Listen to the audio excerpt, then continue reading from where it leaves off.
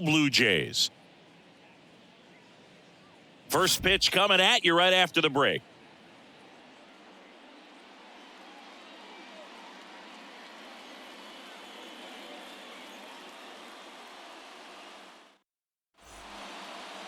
So just about set now. And the starter for Toronto, Alek Manoah. And Singy, we were talking earlier about how he's doing a great job navigating through tough spots. I've just been so impressed with when it seems like there's more pressure, he's more calm and settles in. He's done an incredible job with runners in scoring position. Most guys, they get a little tight, they start to aim the baseball, but for some reason, he gets looser, the ball comes out of his hand with more life, and he's able to wiggle off the hook of, tough situations and get his team back in the dugout.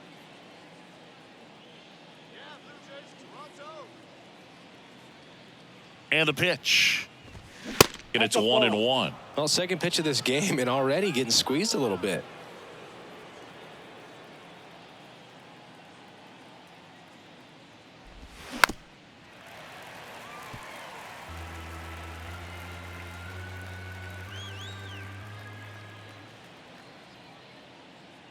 Kicks and fires. Line drive, caught. Batting second, the shortstop, Jeremy Pena. And stepping in for the Astros, Jeremy Pena. We talk about guys with good speed, and definitely he has it. But pushing the offense aside for just a second, Chris, it's the defensive side that I think the speed factors in the most. Well, he gets to balls that get by most people at that position. Just really impressive because there's certain times the ball comes off the bat, automatically that team that hit it thinks that they've got a base hit, or they may have extra bases, and he just takes it away. One down, base is empty. And now 1-2. And what makes him even quicker is the fact that he's so dialed in on the pitch as it's moving through the hitting zone. He can see how that hitter's lined up, what he's trying to do, and where that pitch is going to end up, which gives him that really quick first step, and that's why he makes so many great plays. Foul ball, still a 1-2 count.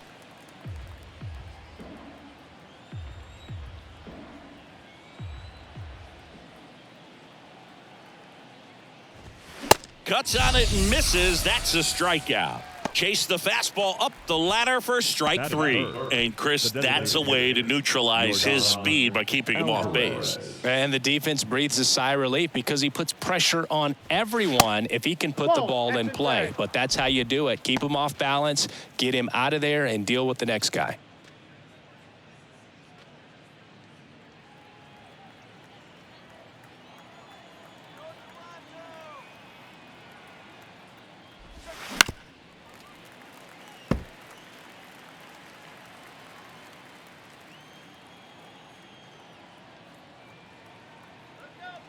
And the right-hander deals. Check swing. Went around. And it's 1-2.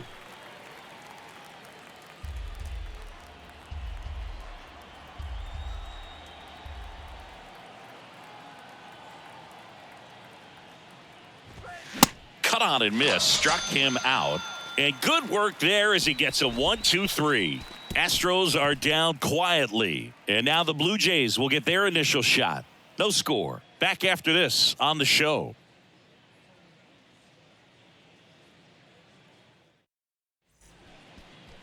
Back here at Rogers Center, getting the nod on the mound, Brandon Bielak. And Chris, he's a guy that gets better when things get tough. Well, he's putting together a really nice season on the mound, ERA in the low threes. Very respectable when you consider guys are looking to do damage. They're not trying to just walk and hit singles. They're trying to hit homers and draw walks and score runs. So when you have a guy that can limit the other team from scoring more than a few runs, that's really tough to beat game in and game out. George Springer in the box here lets that one go for a ball.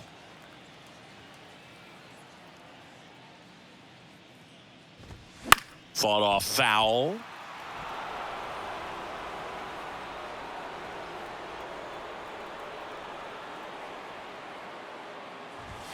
Next offering is in for a strike.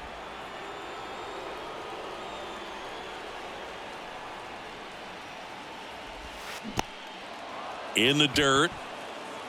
Gets to it, on to first. Got him. One away on the strikeout. Oh, that slider wasn't even close to the strike zone, and he got him to chase. That's just a bad approach right there. Either he was looking for something else and got completely fooled, or he was sitting all over the slider and just couldn't resist the temptation. But, man, really expanded right there and didn't have a chance of making contact with that pitch. Bo Bichette up to the dish. Swing and a line drive slicing into right field. Tucker makes the grab. And there are two down. Vladimir Guerrero. Vladimir Guerrero Jr. now.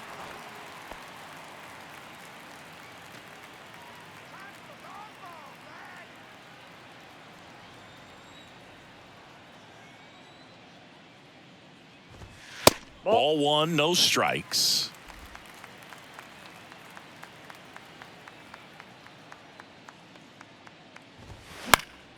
And a foul ball.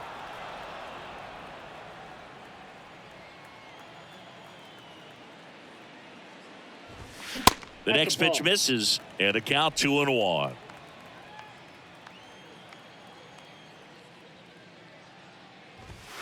And fouled off.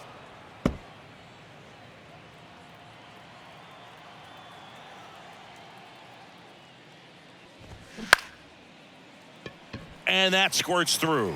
Joey gets on base and keeps it going.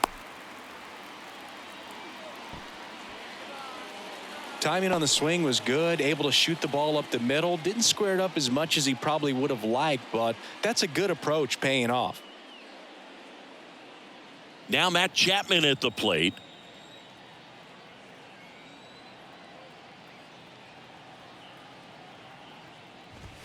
First pitch, and that's in for a strike.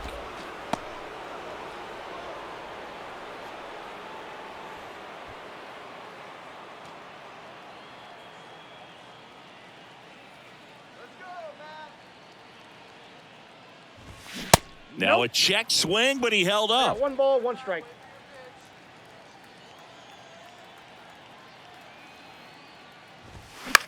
In the air, right field.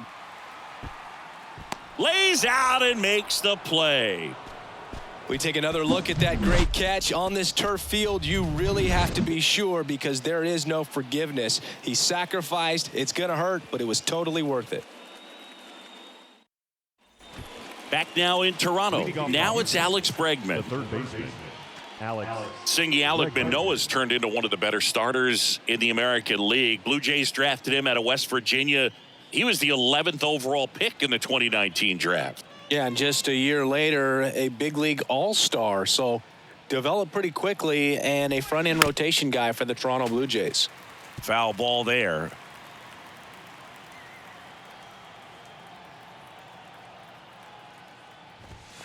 The 0-1 is outside, and it's a ball and a strike. And Chris behind the plate today, James Kingsley, known for being a little generous on the edges.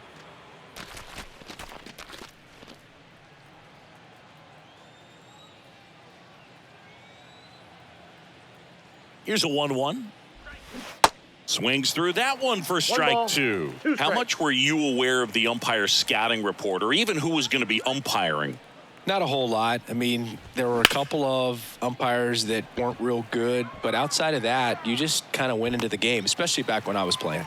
Kiermaier makes the grab, one away. As the game has moved along, we see more and more information supplied by teams about the umpires. I've been in clubhouses where they have pictures of all 4 guys, nicknames, hometowns, and as well hobbies listed, just so you can kind of small talk the umpire a little bit.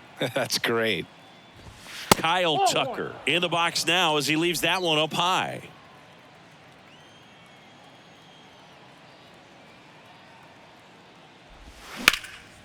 Here's a high fly ball out to center. Kiermaier moving under it. Makes the grab for the second out. Batting 6th, the first baseman, Jose Abreu up to hit.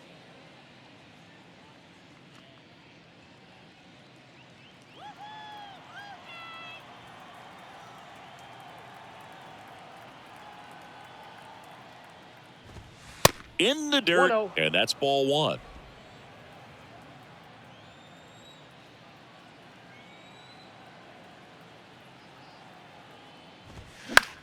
In the air, right field. And George makes the grab. That takes care of Abreu. And that ends the inning. 1, 2, 3 go the Astros. We'll go to the bottom of the second. No score.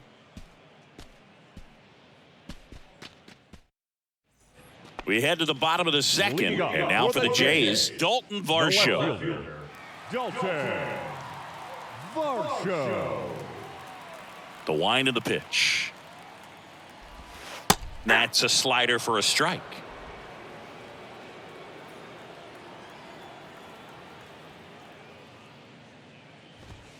Strike 2. Love how vocal the umpire is today. No doubt in the hitter's mind, catcher's mind, and even the pitcher's mind as to the conviction in the call.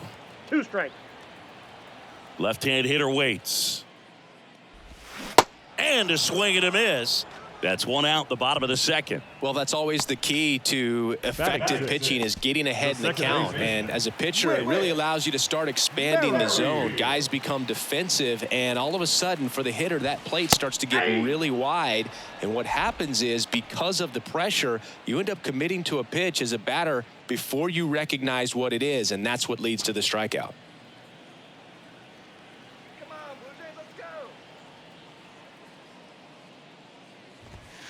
Next offering is in for a strike. I understand you want to try to gauge that guy's fastball, but you also have to be aggressive and ready to hit in your zone. Now you're in a tough spot. Next pitch misses. Ball 1. 0-2 fastball way out of the zone. I think he's trying to speed him up. Got to stay back. Off speed's probably coming.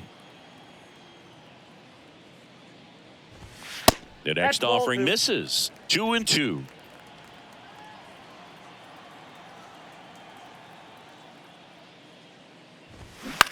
There's a line drive to left field. Jolks makes the catch, and there's 2 away. The catcher, Alejandro.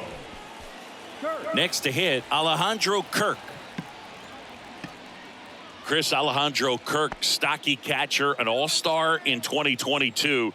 This guy can hit. Yeah, he can, and really just surprised everyone coming onto the scene, doing such a great job that he became an all-star with very little big league experience before that. Knocks it down, but he wins the foot race to first. Good job of knowing how much time he had there. Blue Jays go down in order. We'll move to the third with no score.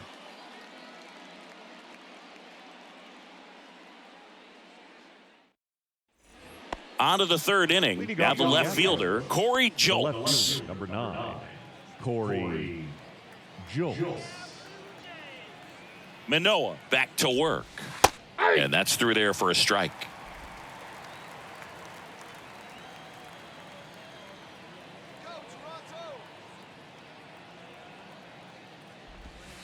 That misses, and the count is 1-1.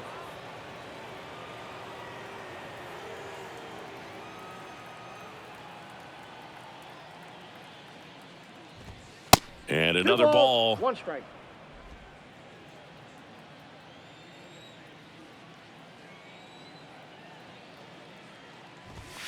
Next one is off the plate. 3-1.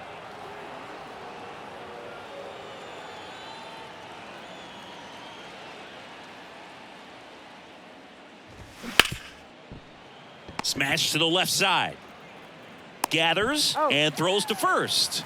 And 1 away in the top of the third. Fastball groove right down the middle. Usually a lot of damage done with that pitch. A hard grounder, but he wanted to get that ball in the air, maybe drive it into the gap.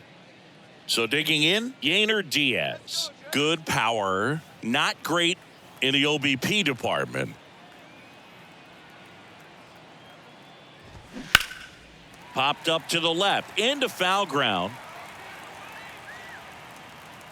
2 away. Got the pitch that he wanted, just a little bit quick. Front shoulder open, backside collapsed a little bit, and the launch angle not where he needed it to be. Jake Myers up next for the Astros. He's someone that you might not describe as having elite level speed, but he can absolutely move, and it is a factor in his game. And first offering is fouled off. Boog, this guy's definitely a plus runner, but what I love about him is that he goes all out every single time, never takes a break. It's guys like that, even though they don't have the elite speed, the fact that they're consistent with it, they make moves on the base paths. The 0-2. And that one is inside ball one.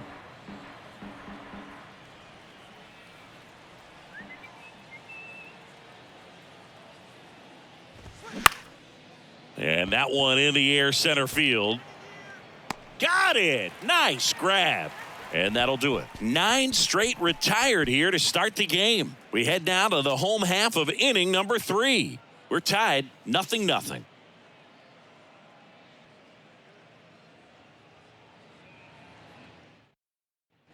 And welcome back. Kevin Biggio up to the plate. It's interesting he plays kind of a power spot defensively, but runs pretty well. So when you're looking at that position, you're not expecting someone that has maybe above average speed, but he does. The 0-1. And I think that skill set really upgrades the position because when you have that kind of speed, it makes the whole team that much better. Swing and a ball popped up. Dubon drifts towards it. And there's one away. Batting ninth, the center fielder, Kevin Kiermaier. Here's Kevin Kiermaier. Feels like it's less common today that you see a guy like this. The speed component, the contact component, but lack of power. First pitch doesn't find the zone. He just has to understand that his skill set is unique and he's very valuable for any ball club. If he does that, he'll play a long time in this league. Just missed.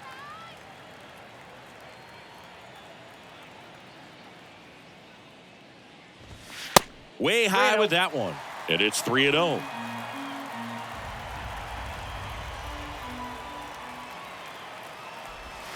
And there's the automatic. And a pitch.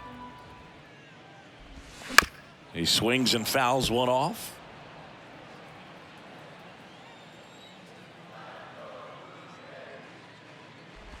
The 3-2 is off the outside edge, and that is ball 4. Now a great back and forth in that at bat. He had to lay off some really close pitches, and somehow Boogie found a way to keep the bat on his shoulder right there. I'll tell you right now, I couldn't have done it.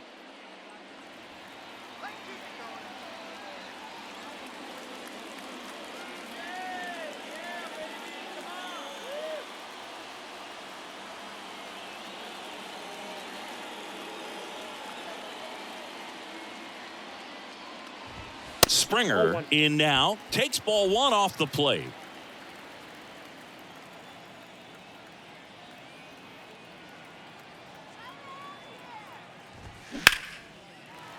Base hit center field.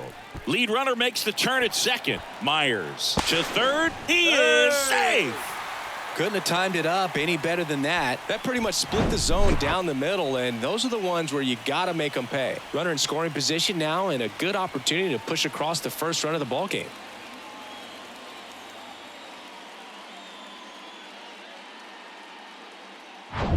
One away, runners at first and third. And next for Toronto, Bo Bichette. He's 0 for 1. That to right. And it stays fair. Run scores easily, and it's 1-0. Back-to-back singles. When you pop a ball up like that, you don't expect it to get you a knock too often. But right there, somehow he got it to drop in behind first base, and that's where no one could get to it. Here's Vladimir Guerrero Jr. Picked up a base hit to center his first time up.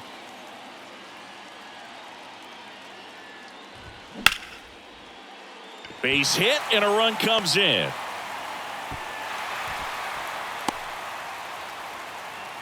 Puts a run on the board and picks up an RBI. So much of good hitting is finding holes in the defense. That's why you're always thinking line drive into the gap. Those kinds of swings really boost your confidence.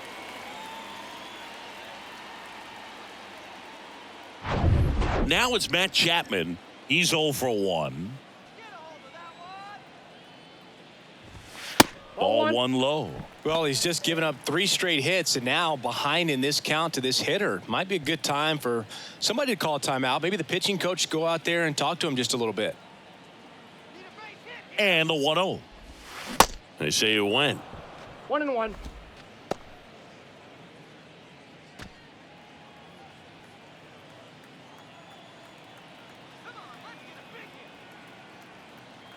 And a pitch. Nope, that's off the plate. Could be some action here on this next pitch. Couple runners on. Probably a challenge pitch coming.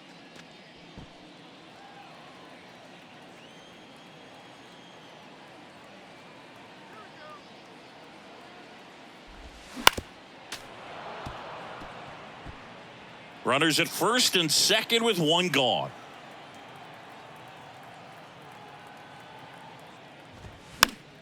Foul ball, another 2-2 upcoming. You see how the catcher wanted that pitch up and in. Wanted to try to tie him up. That's the one thing we're seeing, that high fastball. You have to get it up there because of how hitters have changed their swings. Next one is off the plate. 3-2 now. The only adjustment he needs to make is his target. If you aim at the outside corner, that slider's going to end up way off the plate. Perhaps look a little more down the middle, and you get it right where you want it. The 3-2 is off the outside edge, and that is ball 4. The left fielder, number 25. And now it's Dalton Varsho. He struck out swinging at his first at bat.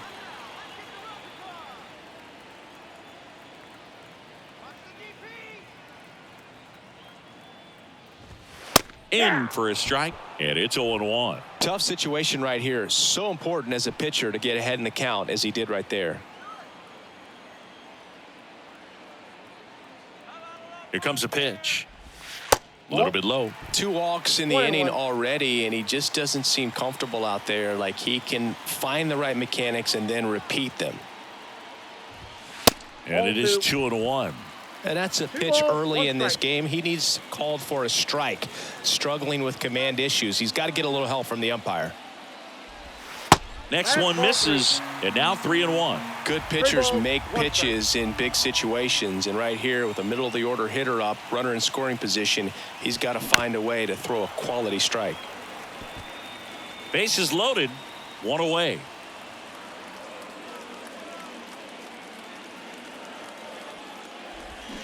Swing and a miss, struck him out. Pulled the string on the changeup. He's really good hitting the baseball the other way, so credit the pitcher for having him out in front of that pitch. Clearly he had him fooled.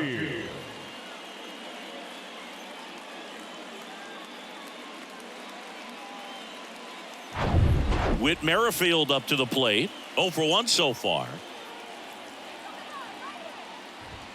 There's a strike.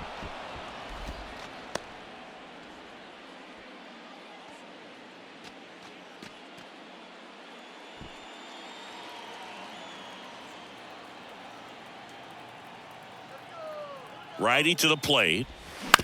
On the ground, right side. Nice grab. Fires to first, and that's a nice play to end the inning.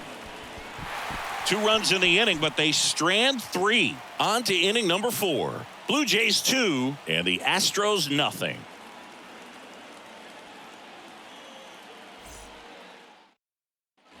Back here at the ballpark, now it's the second baseman, Mauricio Dubon.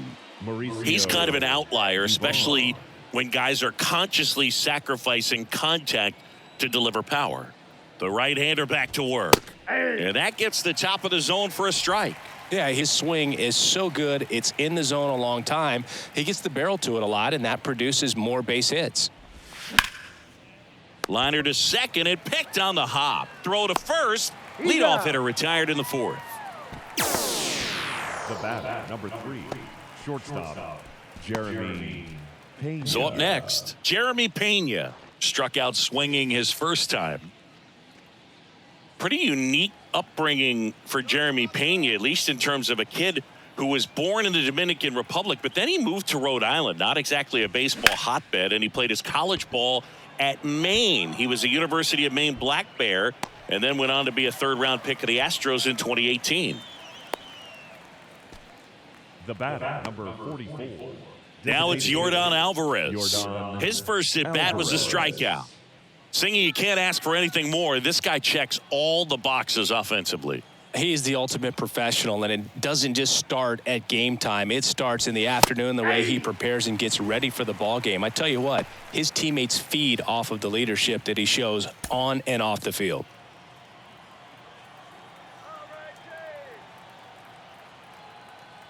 Two outs. And now the count is even.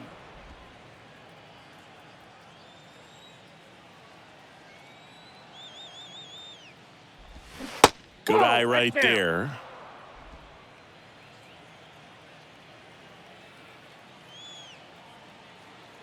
Two one now. And there's a foul ball. The Stros hitless so far in the game.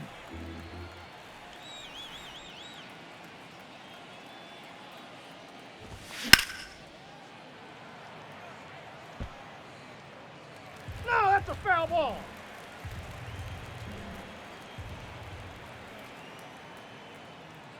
The 2-2 on the way. And now it's filled up. Recognize that changeup right out of the hand. Just spit on it. Alex Bregman to bat next.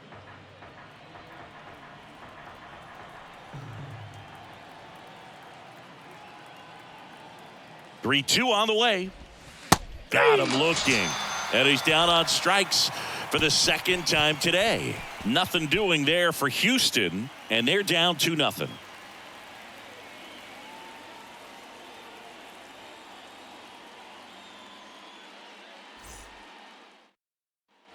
Welcome back. The batter now, Alejandro Kirk.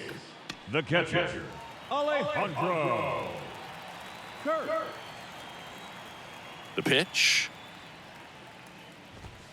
And a strike in there. Well, these Jays doing a great job, Boog, of just waiting for the right pitch to come their way, and I'm seeing very patient at-bats out of them. They're doing a good job of working the pitch count, and they've been able to push a couple of runs across to score as well. Kicks and deals. Out towards left center. Jolks. Heading to the alley. Can't get there. Base hit. Makes the turn and heads for second. The throw in. And that's a leadoff double. Got a good pitch to drive. Stayed short with his bat path to the ball and caught it out front. And he stayed long in his follow through. That's how you split the gap. And that's pretty much a double every time.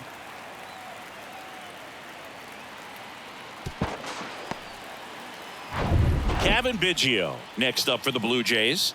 He popped out his first time. And ball one. Still relatively early, but with the pair of runs already on the board, the ripple effect of that high pitch count might set him up to do more damage later in this game.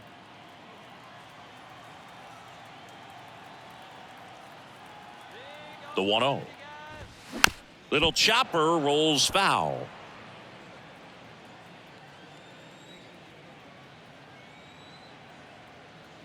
And a 1-1. Swing and a miss, and he waves at that one. Clearly all in on the fastball right there, but it was a changeup. Bottom just fell out of it. He's going to have to make an adjustment. And a 1-2. Wouldn't chase that time.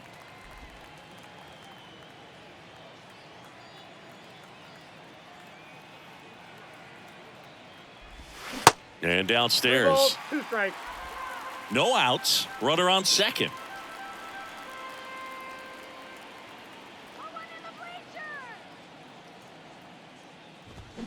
Foul ball, and it remains a full count.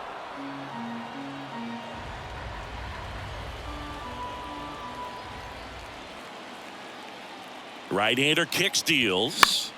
Keeps the at-bat going with a foul ball.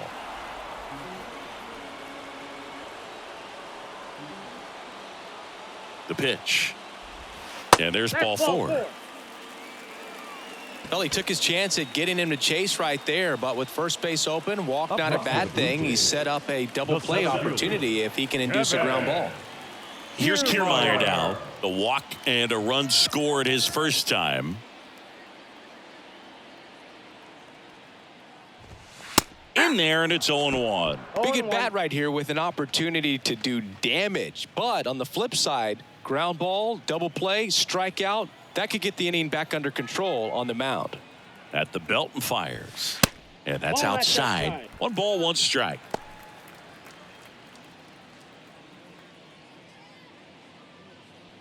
First and second here, no outs. Swing and a miss. 1 ball. And that is strike 2.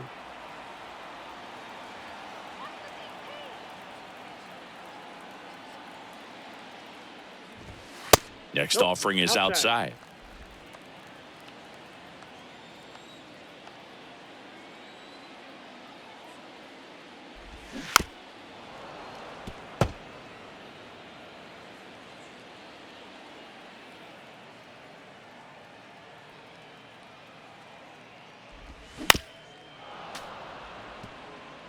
Well, this is a good time to step out of the box, take a deep breath, reset. A couple of changeups. Probably won't see another one here.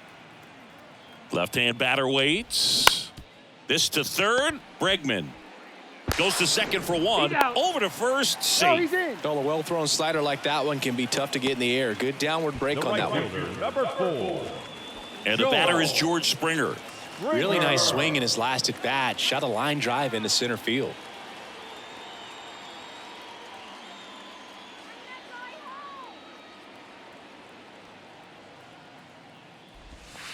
And the first pitch misses for ball 1. Ball 1, no strikes.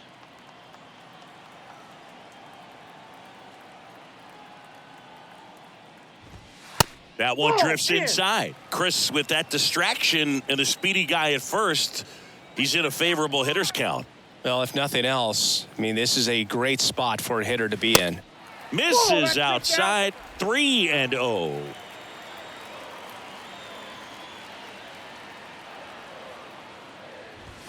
That's a strike. Runners are at the corners, 1 away.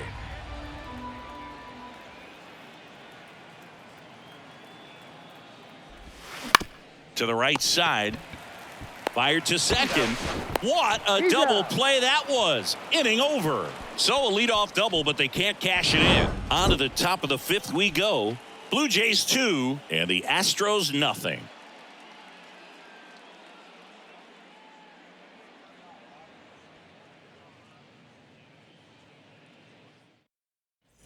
Back here at Rogers Center, top 5, John Sciambi with Chris Singleton. And leading it off, Alex Bregman. Let's go,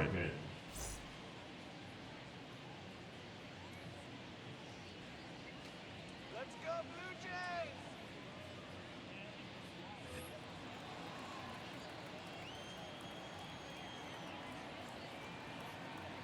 And he deals.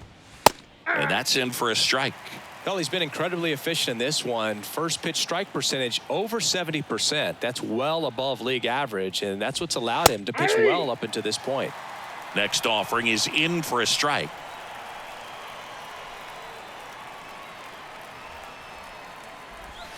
That's down and in.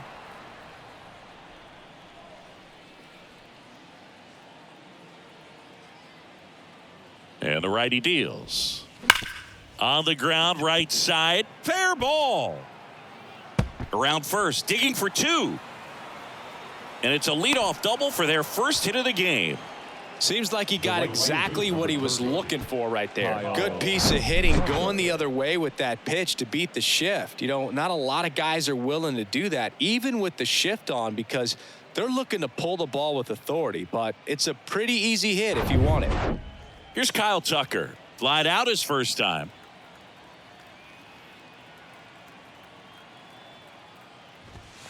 And takes low for ball 1. Kyle's brother Preston got a little bit of time in the big leagues.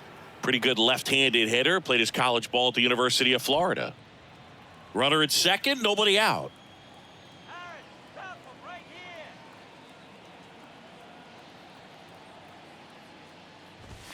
And that is in for a strike.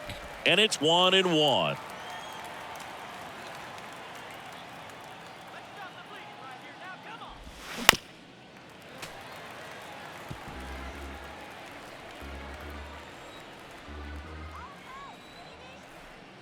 Man at second. Right side, hard hit. Throws to first. and Tucker is retired. Well, he's doing a nice job of keeping the ball out of the air, lets the defense work behind him with another ground ball. Good execution. Now at the plate, Jose Abreu. Singy, he's got a history of coming through in the big spots. I know I like to talk about, I'm not sure whether clutch actually exists, but you look at the numbers, and this guy always seems to deliver in those spots.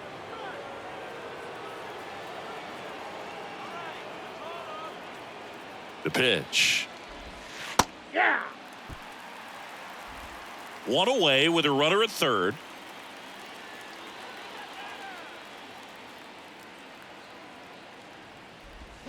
Swing and a miss. One and two. Well, he knows they don't want to give him anything to hit, but when you've got opportunities to drive in runs, you've got to expand the zone. He's capable. Swing and a miss. Struck him out. Huge strikeout there. Thought it was a pretty good pitch. Top of the strike zone. We're seeing more fastballs in that location. Hitters, especially with 2 strikes, have to be ready to pull the trigger. So 2 down now, and here is Corey Julks. Grounded out his first time. And it's fouled away.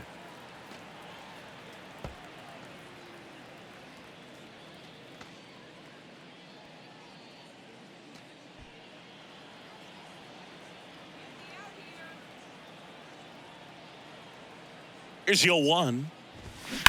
Swung on, belted. That one back there. Gone. He'll circle the bases, and we are all tied up. It's 2-2.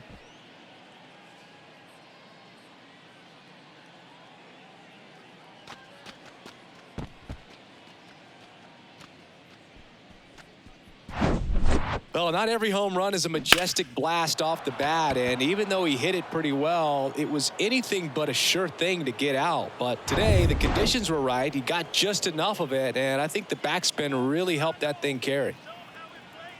Now it's going to be Yainer Diaz. Hey. Edge of the zone for a strike. It's 0-1.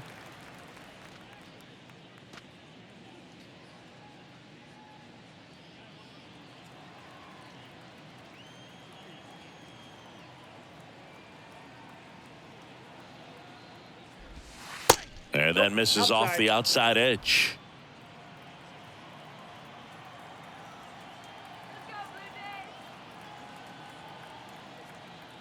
Righty delivers. So a foul ball makes it 1-2.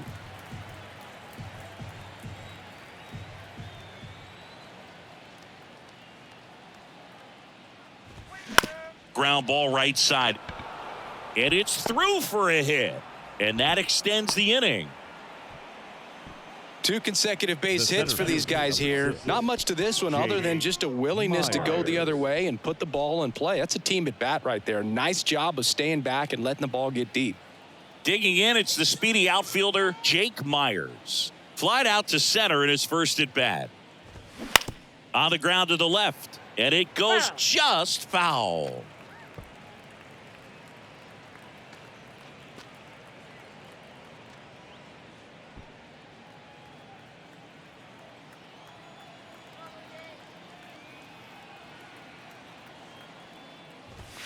Strike 2.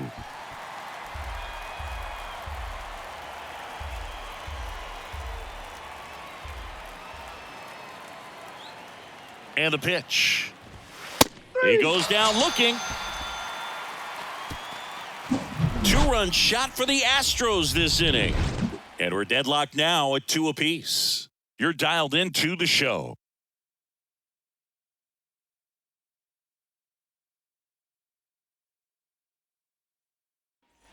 Back now in Toronto, and the batter will be the shortstop, Bo Bichette.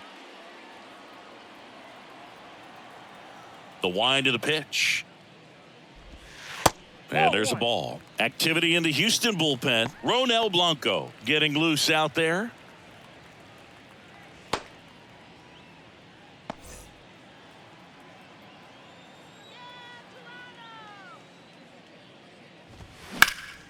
Sliced hard but foul.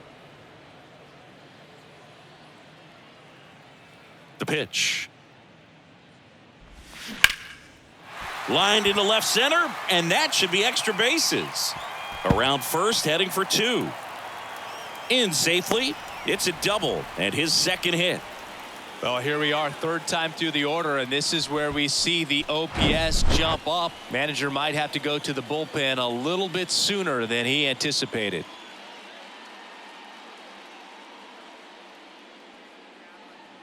And now the first baseman, Vladimir Guerrero Jr. RBI knock for him last time. Now a chance to drive in another run. And first offering is fouled off.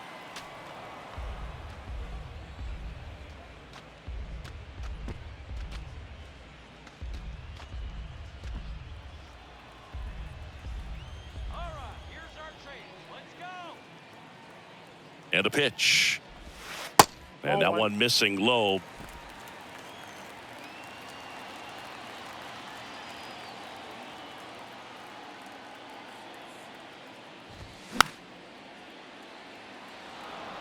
You could see he was trying to stay back long enough to handle the off-speed pitch, but just a little tardy on the fastball.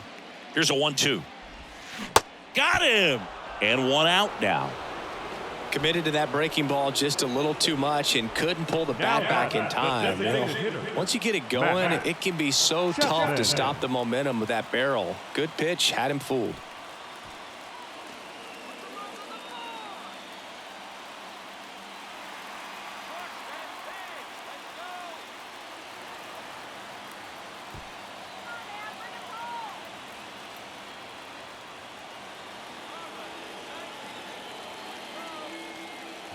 Chapman up for the third time here. Watches that one miss.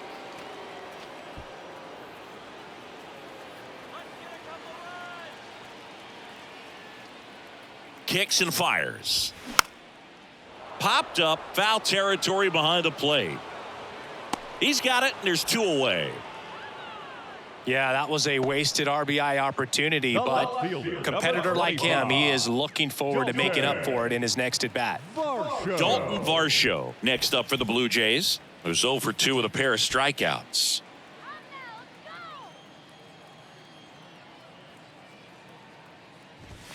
First offering, and it just misses. Runner at second, 2 down.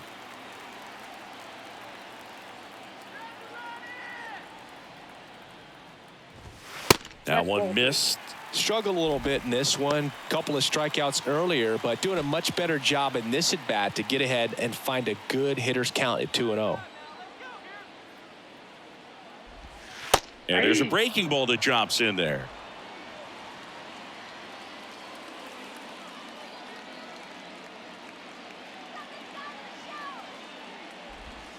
Pitch misses there. 3 balls and a strike. Whit Merrifield on deck for the Blue Jays.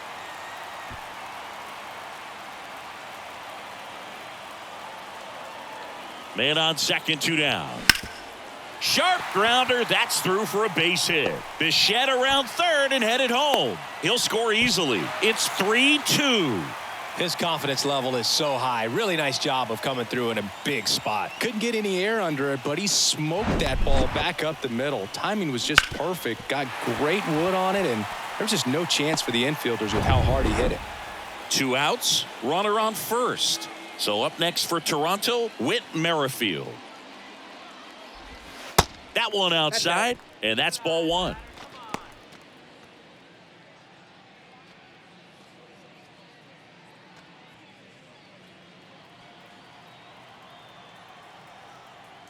Belak over to first. Varsho dives back in safely.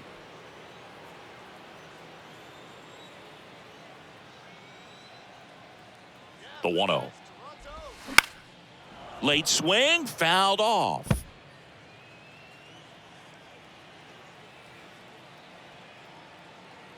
And here it comes.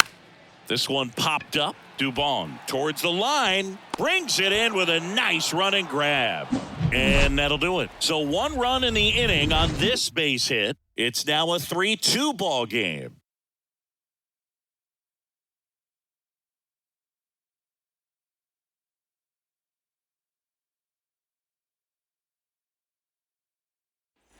Top 6. Here's Mauricio Dubon. The second Chris, baseman. baseball today, so many strikeouts, and they are available to pitchers. But this is a guy that puts the bat on the ball and is kind of different from the players that we see day in, day out.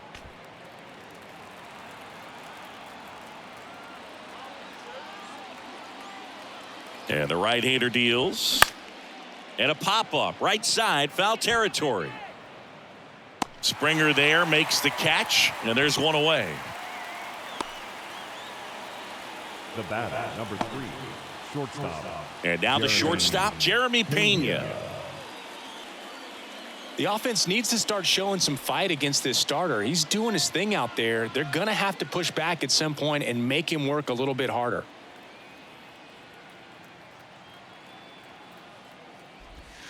There's a strike. Pena measures 6 feet even, 200 pounds, and he's a former Gold Glover in the American League.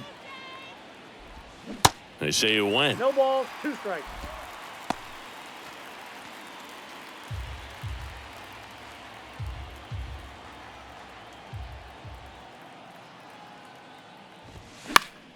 Foul ball. It stays 0-2.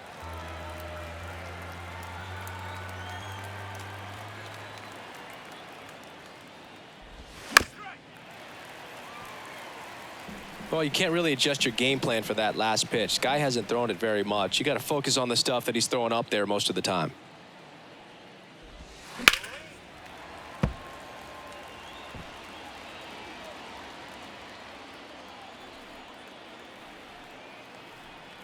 At the belt and fires. That's foul off to the right side. Keeps the AB going.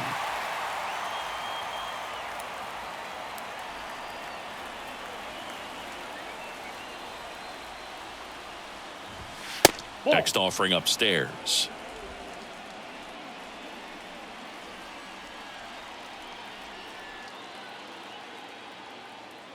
Here comes a pitch. Got him swinging. Chris, third time through the order and a couple of quick outs for the starter.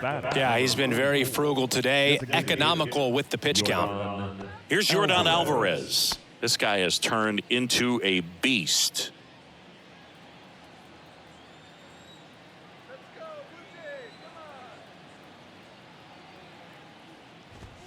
And the first pitch misses for ball 1.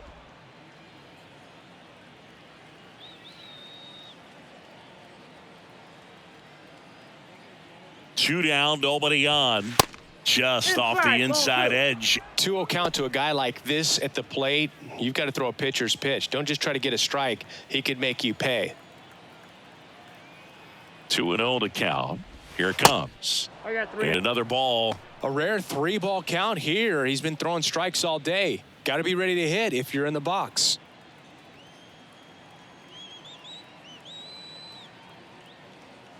Left-hand hitter waits. There's a strike.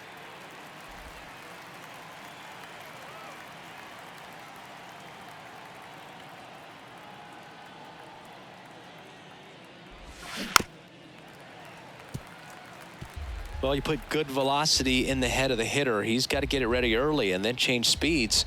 Keep him off balance. That's the goal. Swing and a miss, and he is down on strikes for the 3rd straight at bat. Nothing doing here this half. 7, 8, 9 due up in the home half of the inning. It's the Blue Jays 3 and the Astros 2. So they turn things over to one of their young arms, Hunter Brown.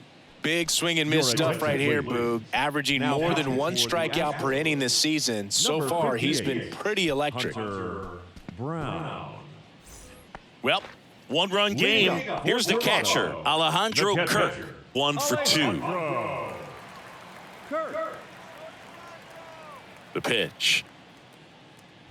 Kirk, 24 years old, and he's a native of Mexico. Bullpen activity starting up now. Hector Neris getting ready to go.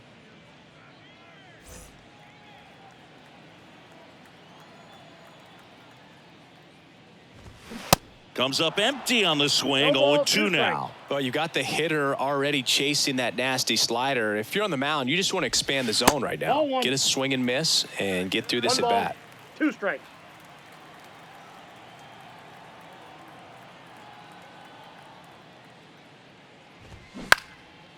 Popped up.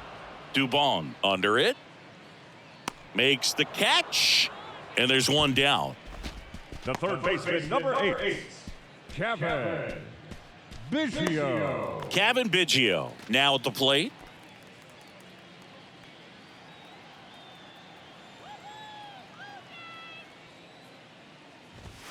Ball First one. pitch just misses. Ball one, no strikes.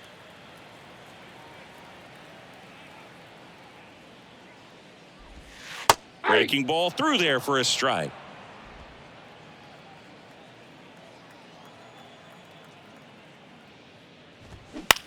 Swing and a high fly ball down the right field line. Tucker should have it. And he makes the catch. And there's 2 away. Now batting, center fielder, Kevin. Here's the center fielder, Kevin Kiermaier. You talk about elite defensive players, especially in the middle of the diamond, and this guy is at the top of the list. And you played behind guys, and they loved having your speed out there defensively. One of the things that we talk about is how much pitchers enjoy having those elite defenders behind them. That's a ball. And now 2-0. Boog, and the one thing about that is speed never goes in a slump, and defense shouldn't either. Hitting-wise, you can struggle, you can lose your mechanics, but the thing that you can do consistently every single game is play great defense if you're talented in that way, and this is what this guy does.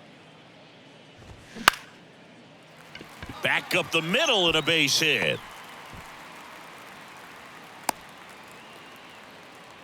Well, patience and discipline paid off right there as he got into an advantage count. You'll often hear the phrase short to it, long through it, and that's a great example of it right there. Got the barrel in the hitting zone early, squared it up with the well-timed swing, and came away with a beautiful line drive into center field. And now they've got some speed on first, so we'll see if they try to get him into motion.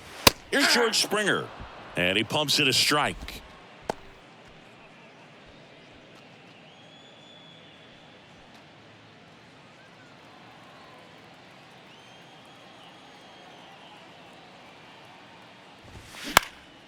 Right field down the line, and that one slices foul.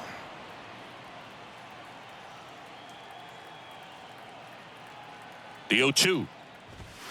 And that one is inside. Really good take, especially with 2 strikes. Come on, Blue Jay, let's go.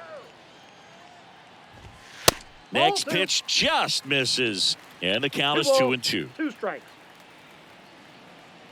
Righty to the plate. On the ground. Whips it to first on the run. An acrobatic play to end the inning. 1 left for Toronto, but they're up 3-2.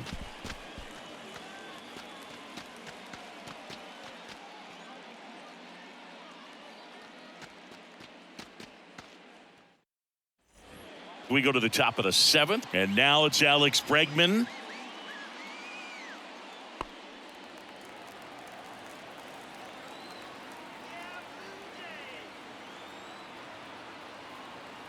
Manoah back to work, and that one fouled off.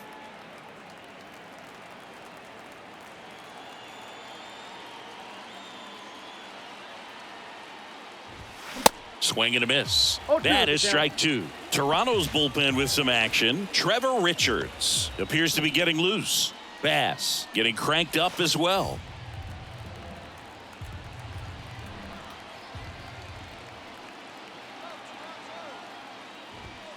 Next offering misses. Now 1-2.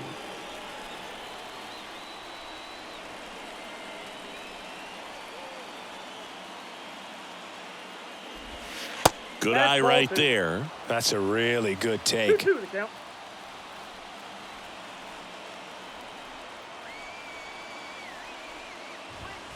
Next pitch misses. Full count now. Kyle Tucker in the on-deck circle.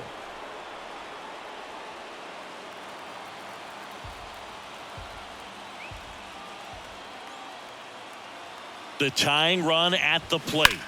Foul. We'll see another payoff pitch.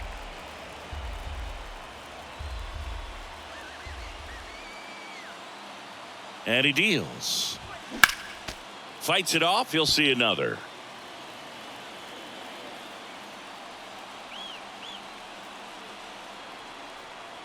Kicks and deals. Base hit center field.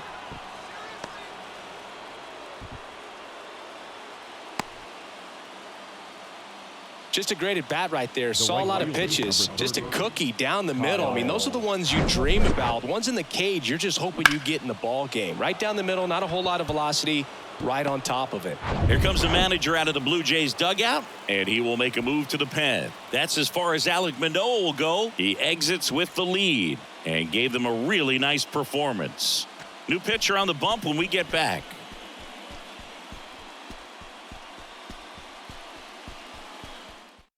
Out of the bullpen for the Jays, Tim Meza. He's doing the ball very well overall this season. He's been really tough to get to. You see that ERA, and that's where you love to be.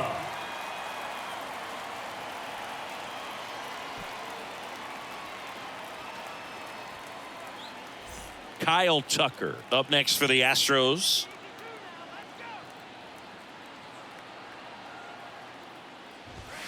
Strike one. 0-1's the count.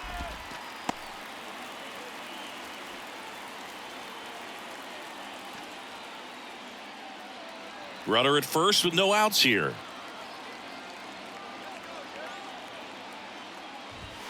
The next pitch misses, and the count even 1-1.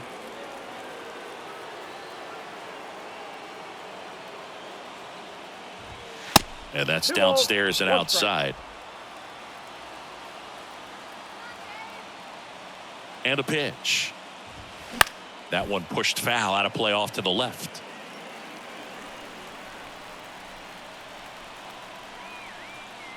And a pitch. Up the middle. Steps on the bag for one. And they get him easily at first. It's a double play. Very composed play from the shortstop position right there. I mean, that was a perfect decision. Go ahead, take it yourself, get to second, and then fire to first. Make sure you get those 2 outs. So digging in, Jose Abreu. First pitch doesn't find the zone.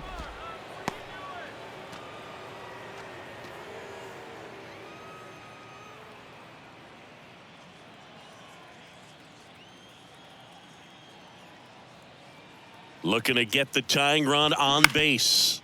That's to third. Tosses across to first. That takes care of Abreu. And the inning is over. It's time for the traditional 7th inning stretch.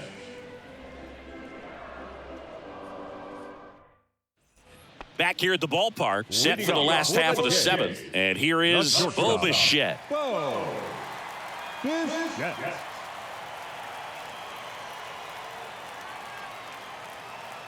And the right-hander back to work. Ball one there.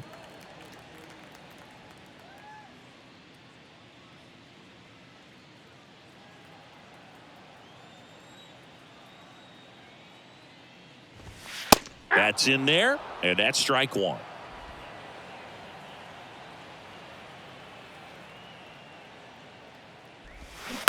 Ground ball left side.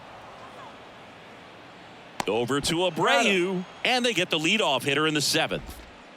Now batting, first baseman, Vladimir Guerrero. Vladimir Guerrero Jr. will hit next.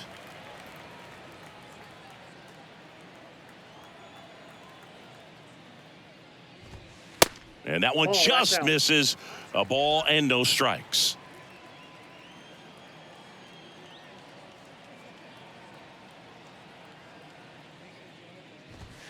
Good eye right there.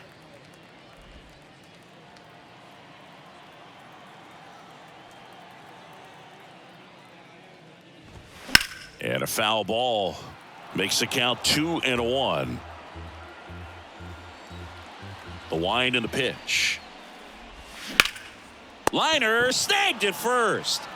Man, that could have been a big swing in this game. Just unlucky at a really unfortunate time right there. And here is Matt Chapman.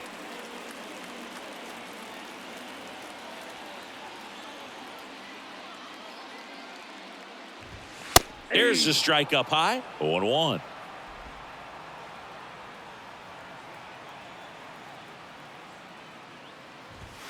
and it's quickly 0-2 0-2. on the designated hitter.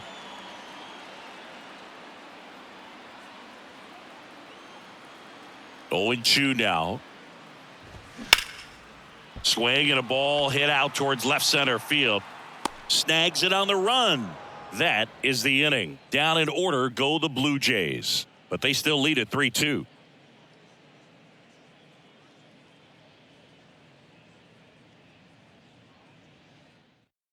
So out of the pen comes the right-hander, Trevor Richards. He last pitched 2 days ago. Your attention, please. Now pitching for the Blue Jays, number 33, Trevor Richards. And stepping in for the Astros, Corey Julks. He's already homered in this game. Corey Julks. The pitch. Ball one, no strikes. Activity in the bullpen. Jordan Romano, the closer, is getting ready and perhaps looking at a long save opportunity here.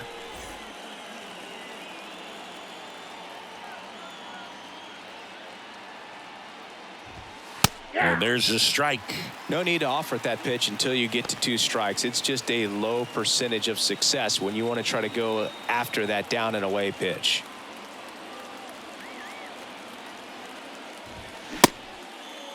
Check swing. Now we'll look down to first. And he won around. Just enough that time.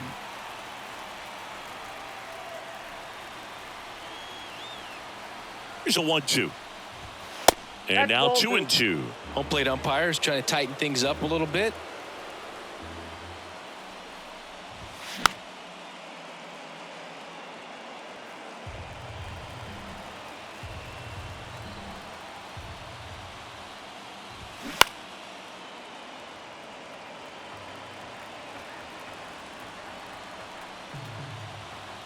Right-handed reliever goes down looking. Pretty big strikeout right there to start this 8th inning. Down 1. Any leadoff base runner really makes this inning a bit more interesting. But now this offense has to switch from possibly trying to manufacture a run to needing to run into something or just try to string multiple hits together to get a run across the plate. And now the catcher comes up to him. Yainer Diaz. Left field. Varsho moving under it. He's got it. And there's 2 down. Up next for the Astros, the center fielder. There comes a pinch hitter for the Astros, Jose Altuve. Big spot for him here.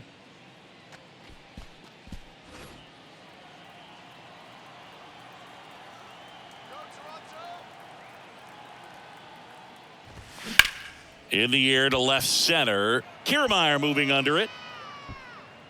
Puts the squeeze on that one, and that'll end the inning. Astros are down quietly. They trail it 3-2.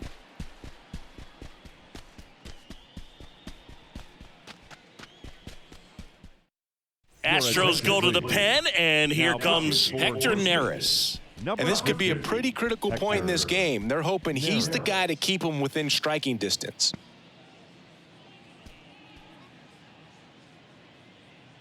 So coming into the game now on defense, Chas McCormick. He'll be patrolling center field. So digging in, Dalton Varsho. 1 for 3. The left fielder, Dalton Varsho.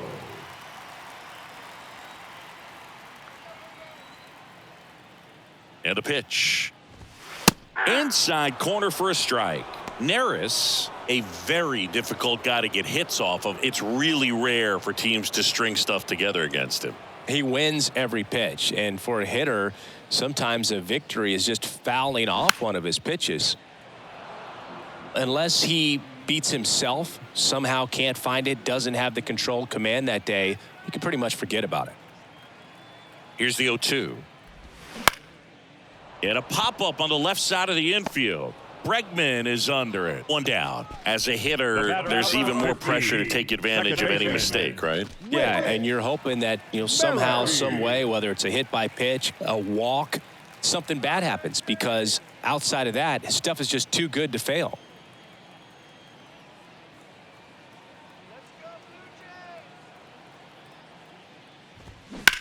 And that one is lifted in the air. McCormick on the run.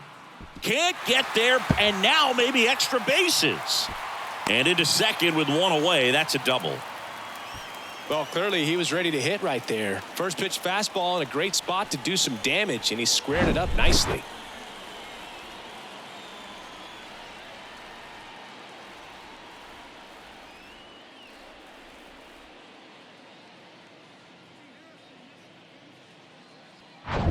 So, man aboard, Alejandro Kirk next up for the Blue Jays.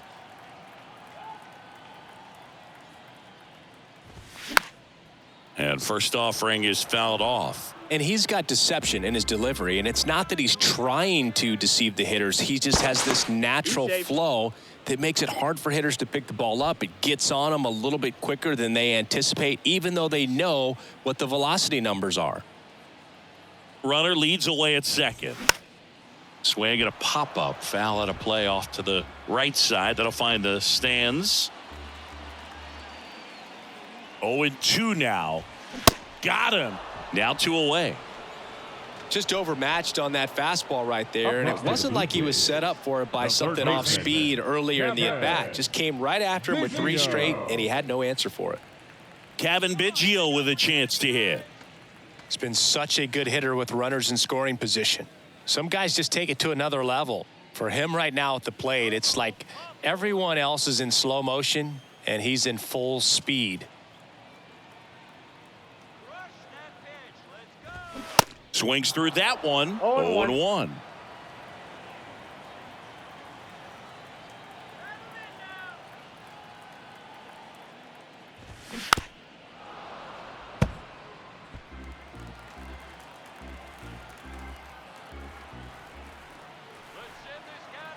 Two outs. Swings and misses. Struck him out. Blue Jays held in check, and it remains a 3-2 ball game.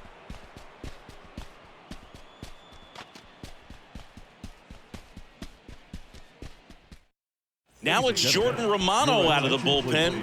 He pitched yesterday, and we'll see him once again. Number 68, Jordan Romano. So the batting order turns over. Here's the second baseman, Mauricio Dubon. Good contact guy, good defender.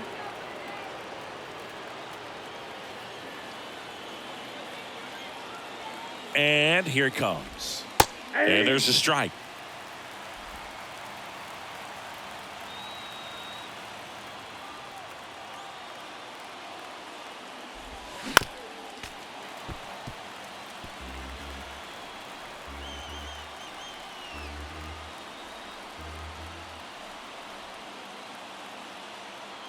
Righty delivers. Got him swinging for the strikeout. The high heat, too much on that one. Well, that right there is what you want to see out of your closer.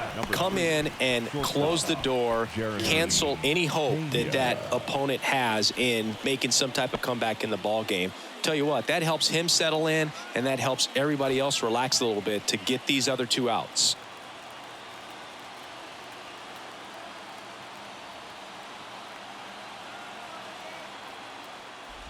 Pena at the plate now. That's ball 1. Crowd locked in right now. 1-run game here in the 9th. They say it went. Trying to keep good speed off the bases.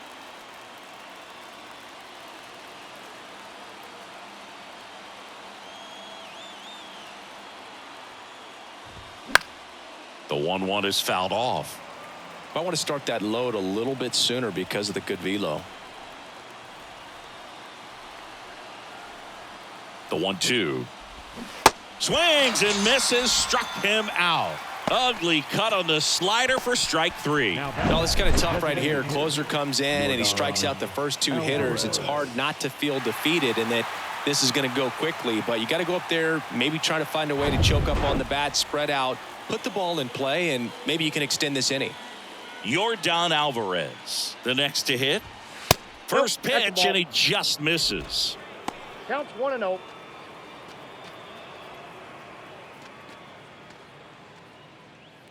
One-run game here in the top of the 9th.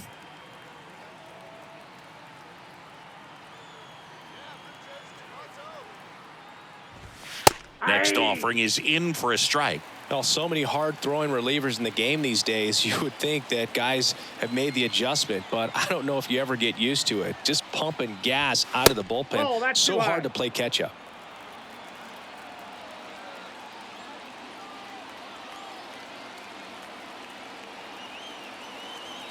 The 2-1. Ball, that's outside. Big pitch coming right here. Last thing he wants to do is put the tying run on base, but he can't groove one either.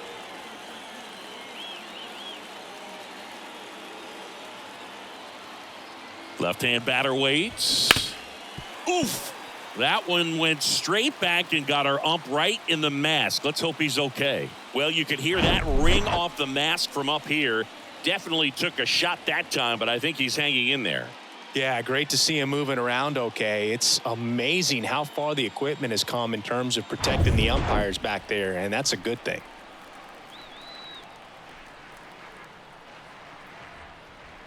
The 3-2 is off the outside edge, and that is ball 4. They're not ready to go home quite yet.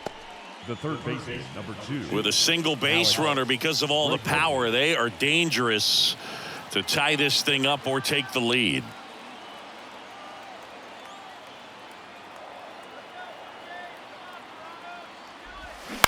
To third, Biggio. And there it is. Well, with this 6th win in a row, all of a sudden, you start to look around up and down the lineup, to your left, to your right as a player, and you say, you know what, we're good.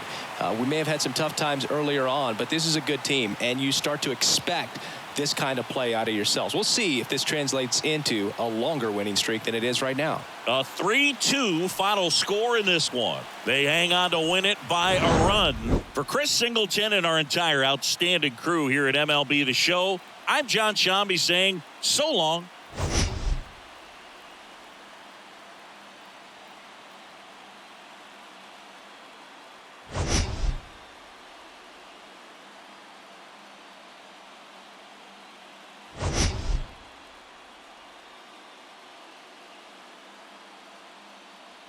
Yes.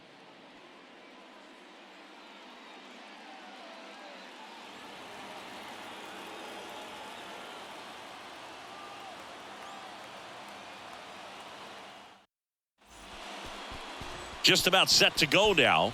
And our pitcher tonight, Nathan Eovaldi. What do you look for here? He's had his ups and downs in his career as his ERA is just over 4, but this is a guy that's not afraid. He's going to take the ball. He's going to go out there and give it his best. All right, ready to get underway. Now it's the switch hitting outfielder, Tommy Edman. The center fielder, Tommy Edman. The pitch. You see the velocity, 97 with that fastball.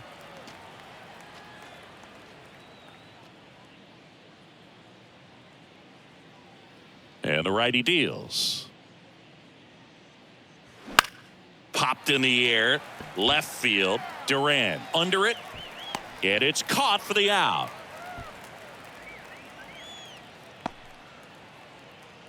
Batting second, the second baseman, Paul. Now it's Goldschmidt up to the plate.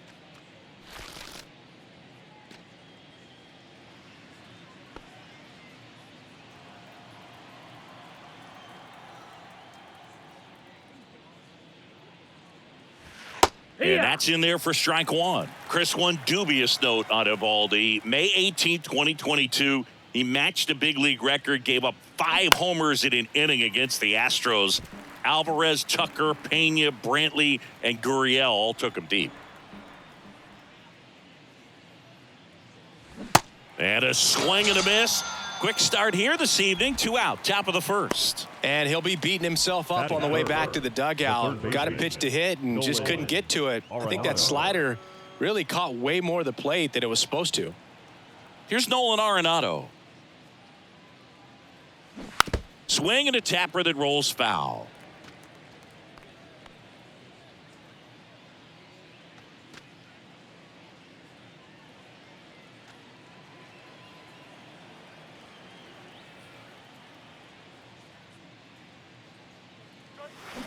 Bounce to third. Young. Sends it across to first, and they get Arenado for the out. Third out, and that ends the frame. We're midway in inning number 1. Now the Rangers will get their first crack. We're scoreless.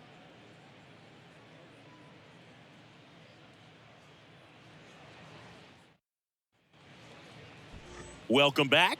And towing the slab, the guy with the big yacker, the yellow hammer, Uncle Charlie, Adam Wainwright. And Singy, it's unique these days, but he's more of a pitch-to-contact type of guy. Leading off. Yeah, Boogie, he doesn't rely too heavily on the strikeout. He knows he needs to miss barrels, get some soft contact, let the defense do work behind him.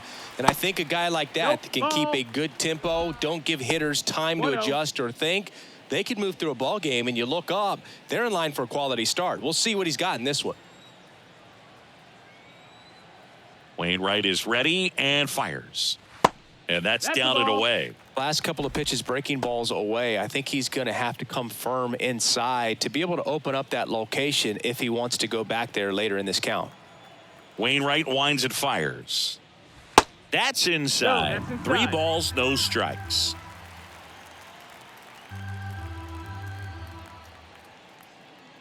And a 4-pitch walk. Ball 4. That could be a tone setter for the inning. 4 straight pitches and the leadoff batter's on base. We'll see if the next guy waits until there's a called strike before he takes the bat off his shoulder. Now it's Corey Seager. And a foul ball.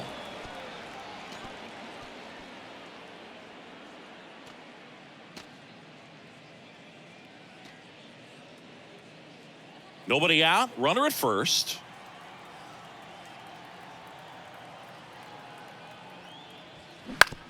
Ground ball left side, could be 2. DeYoung throws to first in time. 1 gone, bottom half of the first. Batting third, the first baseman, Nathaniel Lowe up to hit.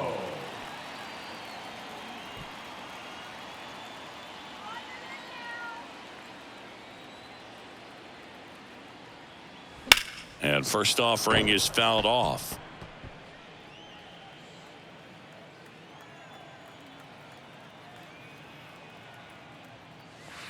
They say you win. 0-2.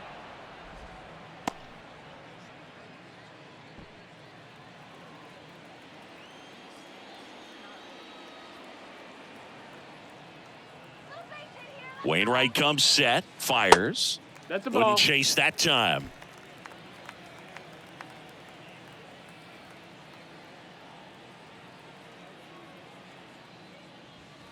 That's a little bit low. Great job of laying off those pitches down in the zone to even the count up at 2-2. Such a better feeling for the hitter. Wainwright, a 2-2. Sets him down looking. Clip the bottom of the zone with a curve for strike 3. Most guys are very aggressive when they see the stakes out there on the base paths and can't understand why he wasn't ready to swing the bat. You got to be ready to swing the bat in a situation like that with the go-ahead run in scoring position. Next to bat, the Texas cleanup hitter, Adolis Garcia. Big-time power.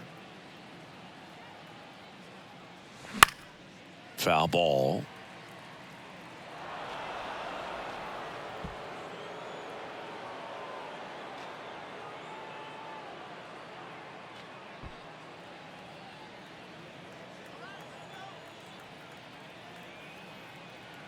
And the pitch.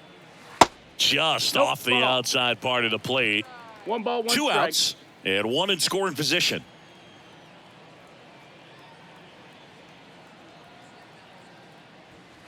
The next offering misses. 2-1.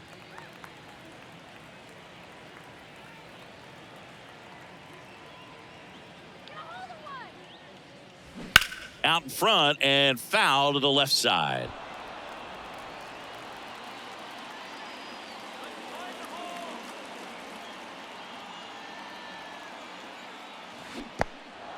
In the dirt, blocked. Contreras gathers, throws to first in time. So the drop third strike doesn't hurt him, and that's that. 1 left for Texas. We played an inning, no score.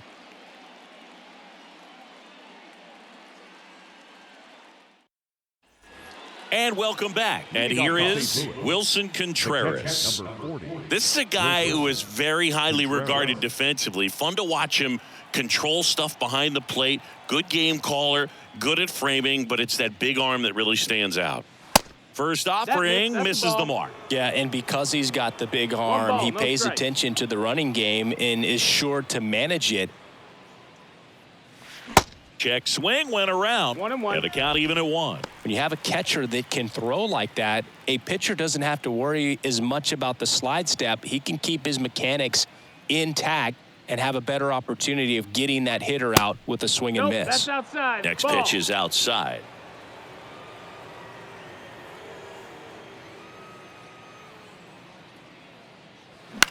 High in the air, out to right. Garcia settles under it.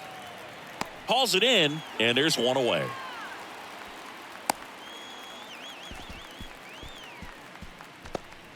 Lucan Baker getting ready to hit. Lucan Baker.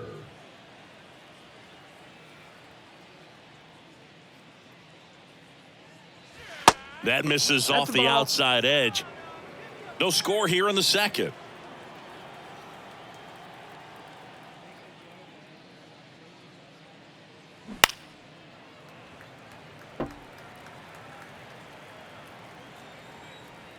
Right-hander kicks, deals. And a count 1-2. One down, base is empty. Ground ball up the middle. That's a base hit. Boog, I don't think that pitch would have been called a strike, but he did such a nice job of pulling his hands tight to the body and just getting enough of the barrel on it to be hard enough back up the middle for a knock. Runner on at first with one gone. Now it's Paul DeYoung up to the plate.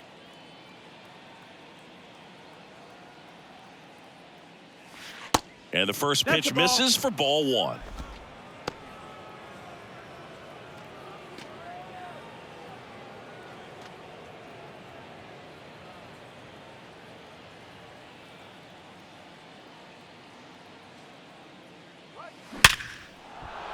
And that's a base hit.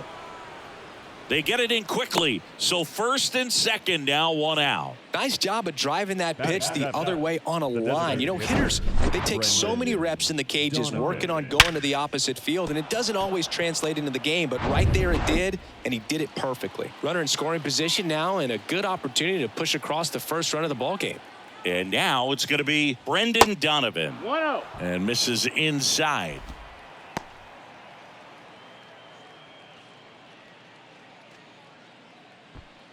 One out. Runners at first and second.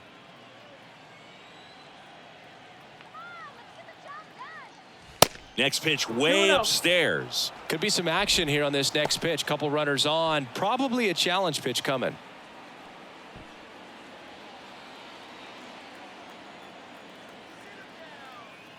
Two on, one out.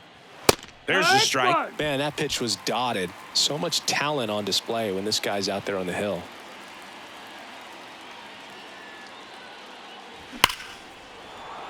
Swings and lines a base hit into left field, and they stop him at third, so base is loaded with one away. Stringing them together, that's 3 hits in a row. Showed a willingness to drive that pitch the opposite way. Didn't get jumpy, didn't try to pull the ball. He let it get deep, took the barrel right to it, and then extended through the swing for the line drive base hit. Now up for St. Louis, Jordan Walker. And the first pitch misses for ball 1. Hitter's got some good opposite field power. What I like about something being hit to the right side into the outfield is that the base runner at second has a very good read and can determine whether or not he can score on that base hit. 1-1. Check swing, but he went too far. And now it's even 1-1.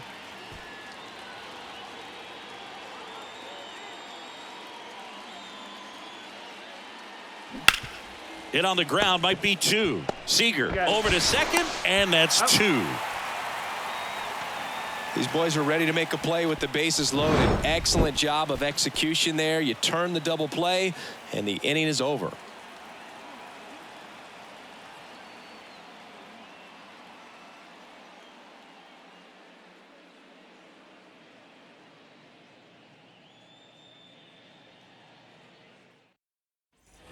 back here at the ballpark. Bottom of the second. Now, Josh Young. The third baseman. If you don't get ahead in the count, you can forget about having any success against him.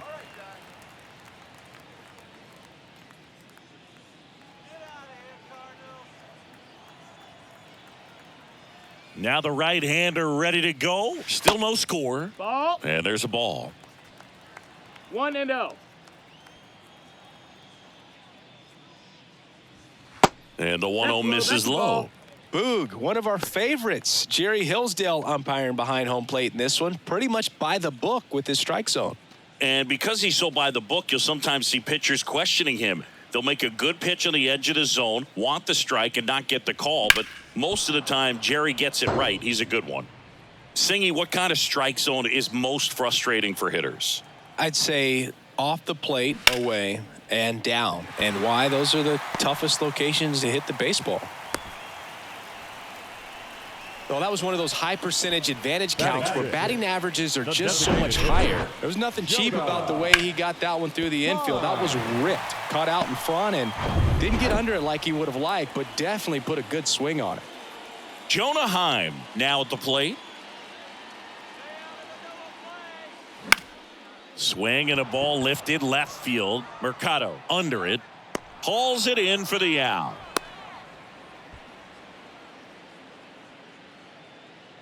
Batting seven. The catcher, Mitch Garver. Mitch Garver up to hit here. Put that 600 slugging into context. The league average usually in the low 400s. Chris, Adam Wainwright, for all the accolades, multiple All-Star games, multiple Gold Gloves, he may have the title as one of the best pitchers to never win a Cy Young Award. And then, of course, there's that curveball. First pitch just misses. Yeah, and he is the Uncle Charlie of this era. Guy's just got a phenomenal one. It seems like he has gotten better as he has aged. More finesse, ability to move his pitches around. And, boy, the combination between Wainwright and Yadier Molina, historic. Good hitters count the 2-0. And that one fouled off.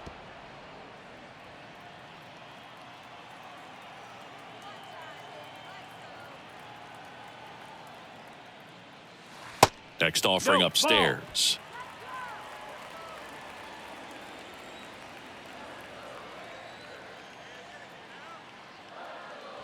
That clips the corner.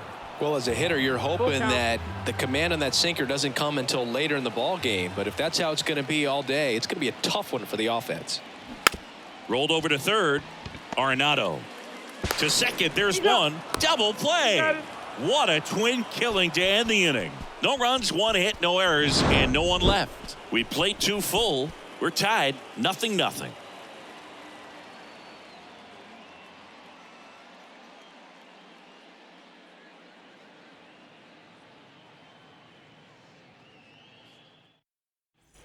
Welcome back. Well, here we go. Top of the third, scoreless game. And stepping in for the Cardinals, Oscar Mercado.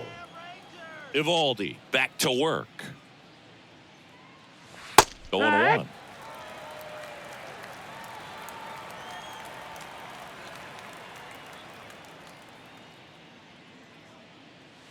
Just off the outside edge.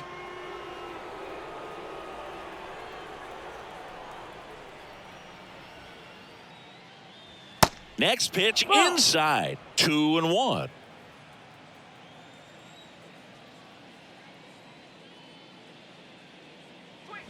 That one in there across the letters.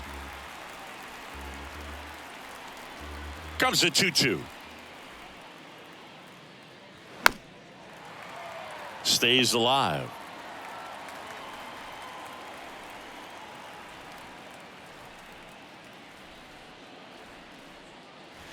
Next offering misses. 3-2 now.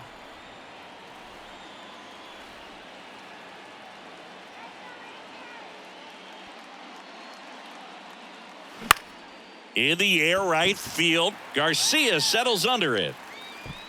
And out number 1 on the grab. Now batting, the center fielder. And here comes Tommy Edman. Fly to left his first time up. Edman patrolling center field, hitting leadoff in today's game. And he's a former National League Gold Glover. And first offering is fouled off. The pitch. Curveball over for a called strike. Top of the third, no score.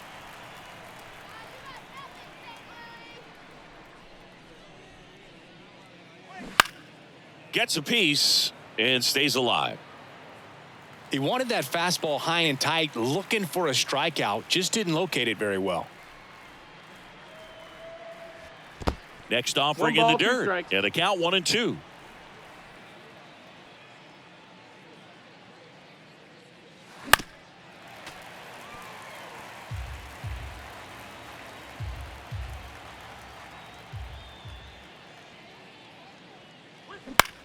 This one lifted in the air, left field. Diving, gets down, could be extra bases, and that's a double.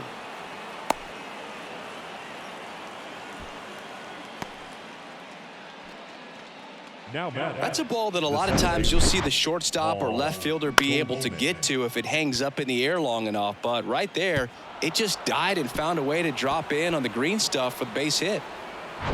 Here's Paul Goldschmidt. 0 for 1. He struck out swinging last time.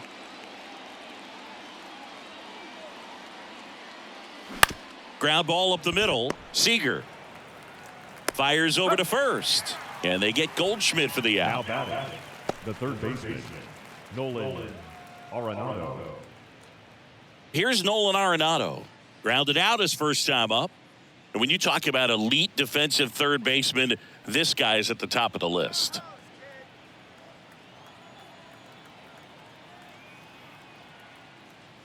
Stud. When you look at players like this, you play that hot corner, got to be pretty courageous over there with the way balls come off the bat. That's the kind of guy that every year you expect him to be in the All-Star game and have a Gold Glove, if not a Platinum Glove. Oh, look at the stop.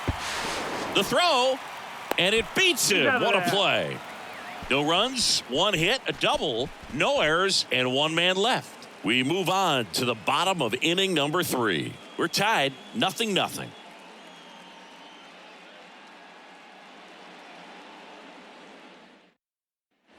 And welcome back. Set for the bottom of the third, and stepping in is the speedy Ezekiel Duran.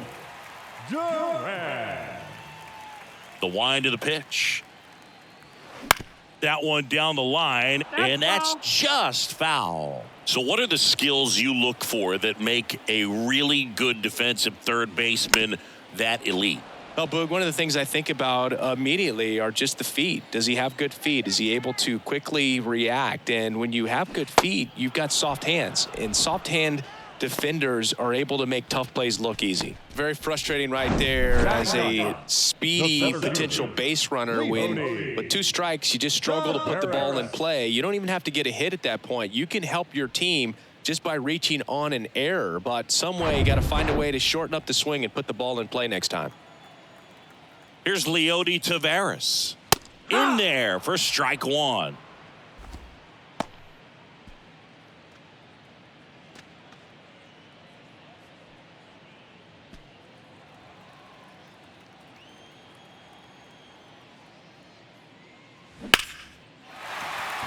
Line drive, and that's a base hit out into center field. And now the lineup turns over with one away. He was all over that one. That pretty much split the zone down the middle, and those are the ones where you got to make them pay. And now let's see if they force some action with good wheels on the bases. Now it's Marcus Semien.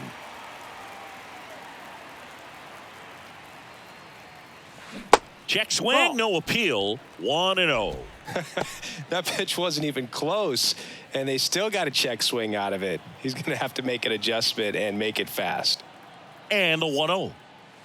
Just missed. This is one of those situations defensively where you can't try to do too much. You got to make sure that you field the ball cleanly and get one out first. It's going to be tough to get 2 with this kind of speed in the batter's box.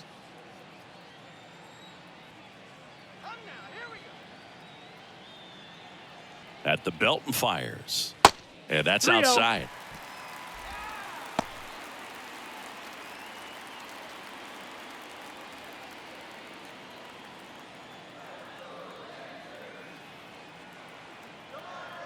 Here's a 3-0. Ground ball could be 2.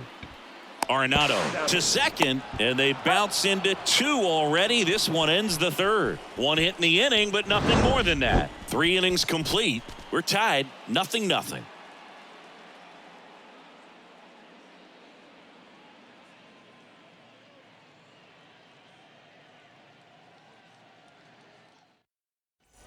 Back here at the ballpark, Wilson Contreras now up to the plate. The catcher, number 40, Wilson Contreras.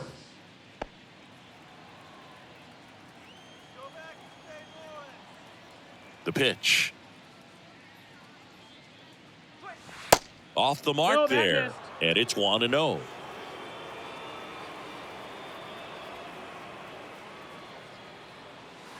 Now one missed.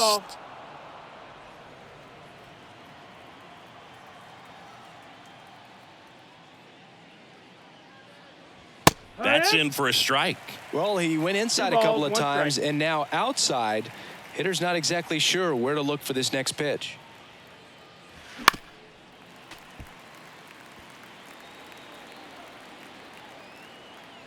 Two now. Knocks that one away, and we'll do it again.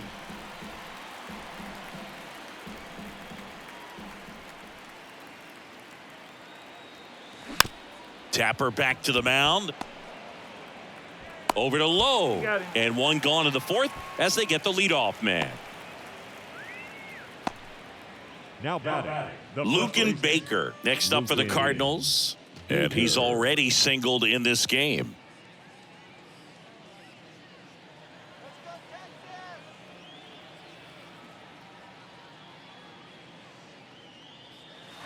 And he swings and misses at the initial offering. He's pitching well, but not throwing a ton of first pitch strikes. Usually doesn't work out for success, but you can never predict baseball.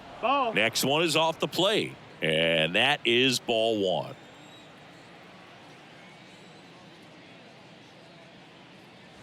That clips the corner. The 1-2. That one just misses. It's a good take.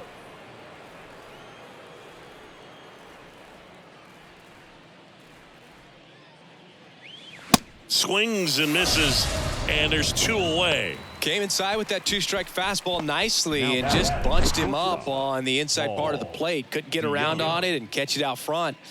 Many times if you do, it's a foul ball. And, you know, a lot of pitchers, they really don't like working inside with 2 strikes because they do not want to hit that batter. And when they've got him up against the ropes, got to figure out a way to put him away. Did a nice job right there. And the batter now, Paul DeYoung.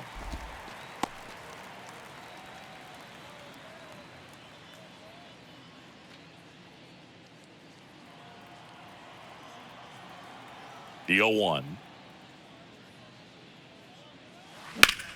In the air, right side. Garcia settles under it. And that's the inning. Nothing doing for the offense that time. To the bottom of inning number 4 now. We're tied 0-0.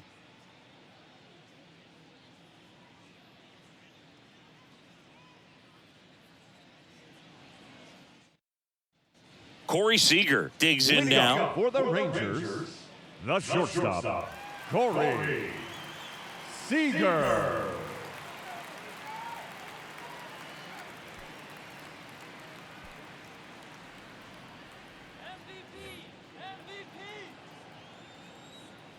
The right-hander back to work. And that's in the dirt. That's the ball down.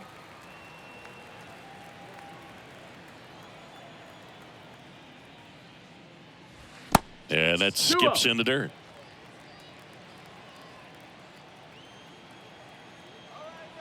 Two-0. There's a strike.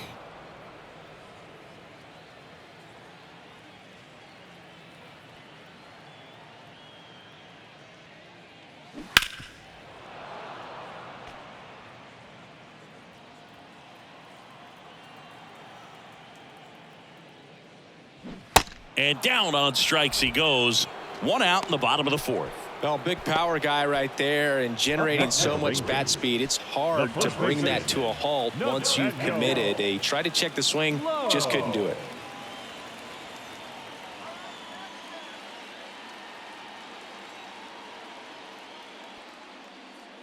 Low. Batting for the second time, and that's strike one.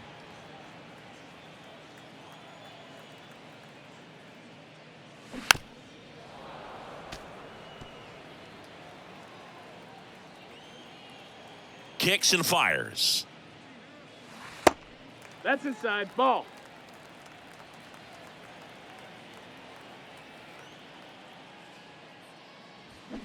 Next offering misses down and away. Recognize that changeup right out of the hand. Just spit on it. The punch out there. That's his second strikeout. Now batting. Here's some real power at the plate. Adolis Garcia. He's 0 for 1. He's a guy, Chris, whose highlights include some of the best throws from the outfield that you will ever see. Definitely one of the best arms in the sport. First pitch doesn't find the zone. Yeah, the infielders and the catcher can never give up on a play, because if this guy thinks he has a chance, he's going to throw it from the warning track if he has to. The wind to kick the 2-0. On the ground to the left. And foul ball.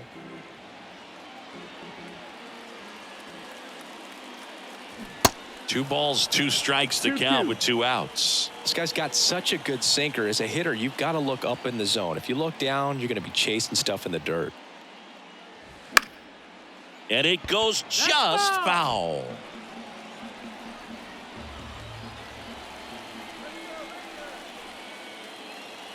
The wind of the pitch. 3-2 now. Josh Young waiting for a turn at the plate.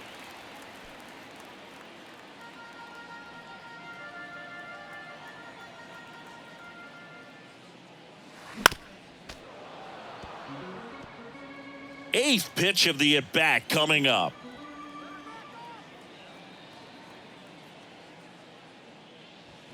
Keeps the at-bat going with a foul ball.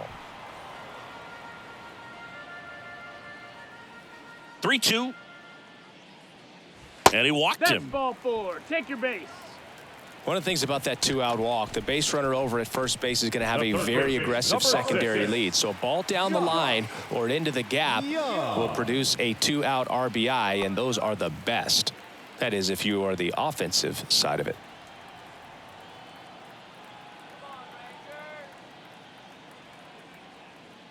Young in the box now. No balls and a strike. He's pitching well, but not throwing a ton of first pitch strikes. Usually doesn't work out for success, but you can never predict baseball. In the dirt, and an excellent job keeping it right there.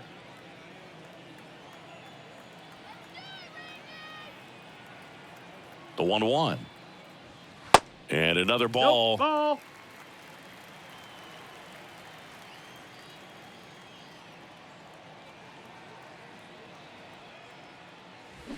Check swing, went around, and it's 2-2.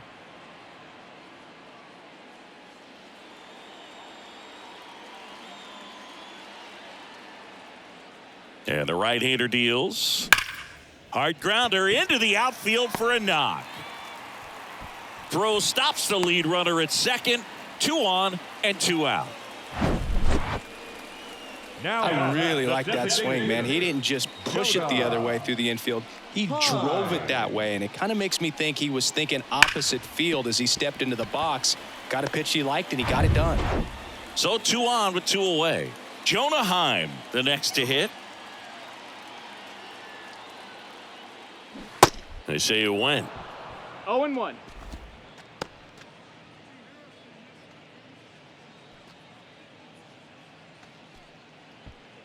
First and second, 2 down.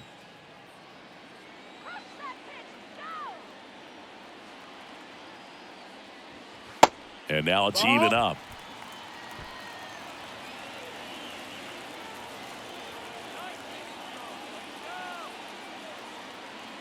Two on, 2 outs. Tosses to first, gets him easily, ends the inning. Rangers leave a pair, and we're still knotted at 0.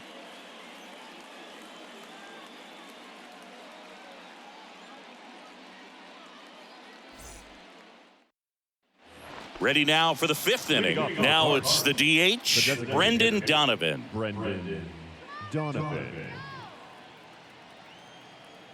And he deals. Hard hit to third. Tosses to first. One away here in the 5th. The right fielder, number 18, Jordan Walker. And now the right fielder, Jordan Walker. He hit into a double play his first time up. He's controlling things out there on the mound, not messing around at all. He's been in attack mode since the very start.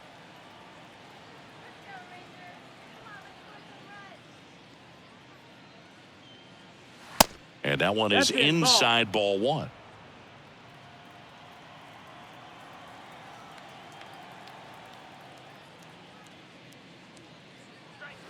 Next offering is in for a strike.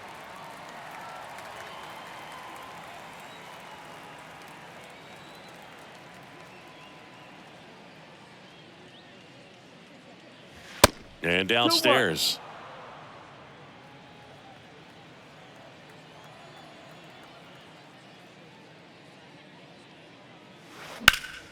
Ripped to first, caught. Nothing you can do about those as a hitter. Even though you know that, they still drive you absolutely crazy.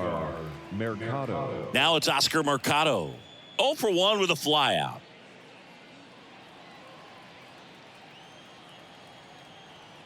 Come on, Rangers! First offering misses the mark.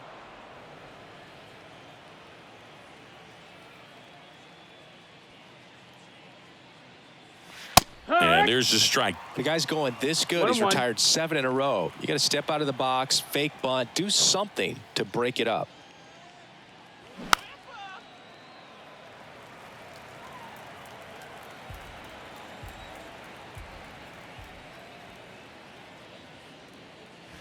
Pitch misses, and the count's even at 2. Really good take, especially with 2 strikes.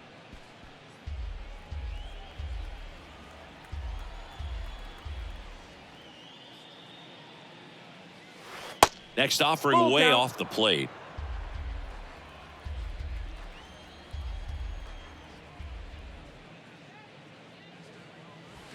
Battling here as he fouls it away.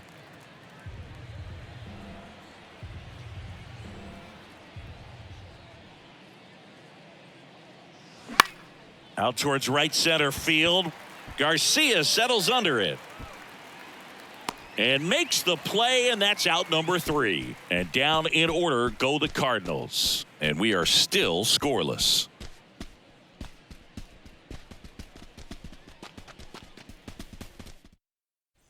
We head to the bottom of the 5th. Now here is Mitch Garver.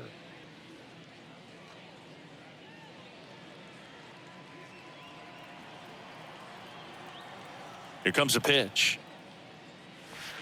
Ball 1 there. Well, these Rangers showing great discipline at the plate, and patience definitely seems to be the name of their game in this one. They haven't produced a run yet, but the pitch count for the starter is starting to climb, so they're hoping that starts to pay off soon.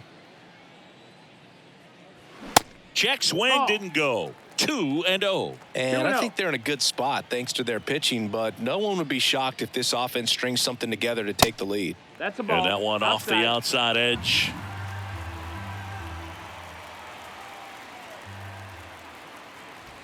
There's a strike, 3-1.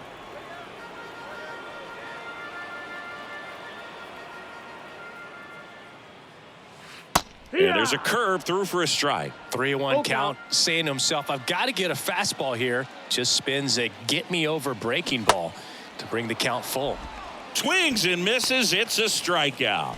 He swung over top of the curveball. Well, that's a curveball that I'm sure he wants back at the plate. 2 strikes, the sort of pitch you're hoping for. A bit of a mistake, and I'd say in a very hittable location. But clearly the break was enough to get him to swing through it. And now here's a speed threat. Outfielder Ezekiel Duran. That misses the zone. Ball 1.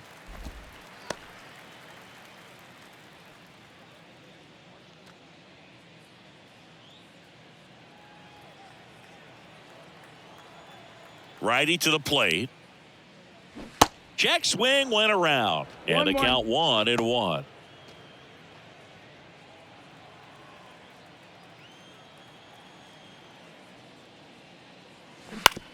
Back up the. Oh, that got him. Not in time, and he reaches safely. Catcher coming out to check on him. It looked like it got him on his back leg. So you'll wonder if that might be a problem for him in terms of pushing off the rubber. Yeah, it's a great point, and we'll have to see how he looks. But to me, it appears he's moving pretty well.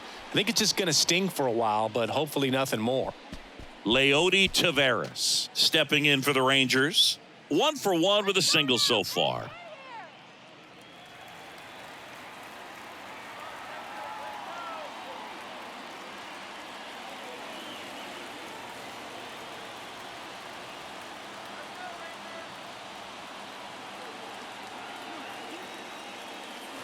First pitch, and that's in for a strike. Always tough to turn two on a speedster like this. It's even harder with him coming out of the left-handed batter's box. You really need something to hit hard on the ground that they can handle to turn two quickly. Now the 0-1. Late with the swing there. 0-2. With 2 strikes. May see some movement over there at first base. Try to stay out of a double play here.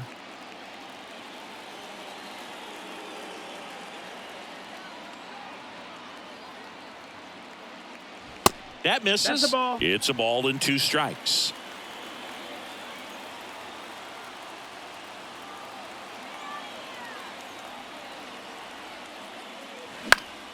Swing and a pop-up in foul ground.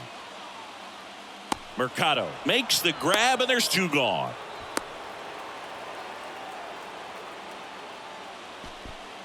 Up next for the Rangers, the second baseman, Marcus.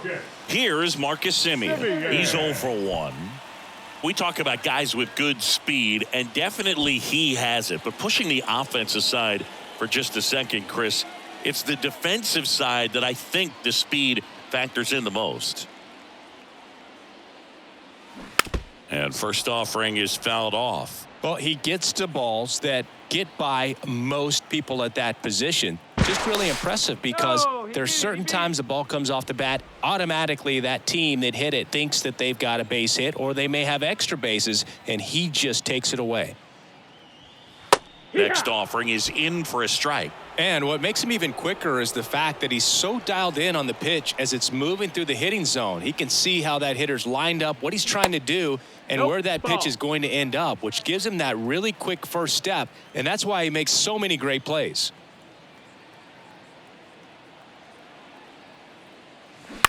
Out to short to Young. They get the force. That's the 3rd out. Inning over. Rangers leave 1. Still no score.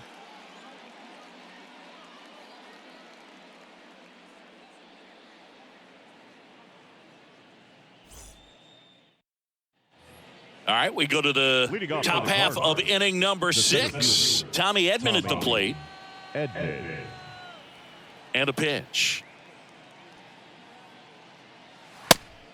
That missed. That's a ball. You know, these Cards just lacking discipline at the plate in this ball game. They've been chasing pitches outside the zone all game, and it's led to some frustrating moments. They've been fooled quite a bit today. The wind and the pitch. And strike 2. 1-2.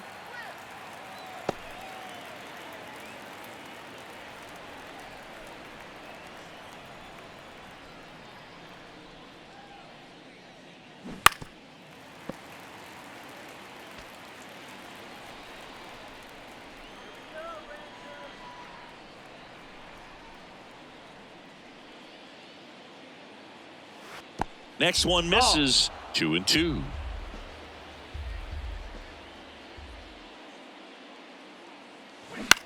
Line drive. He dives but can't hang on. That's a base hit.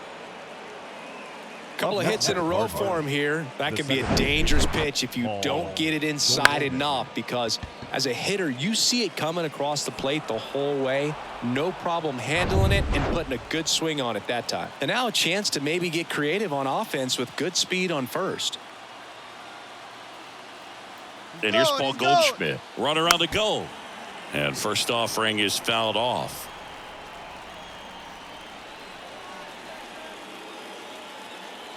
And a pitch. That one fouled off.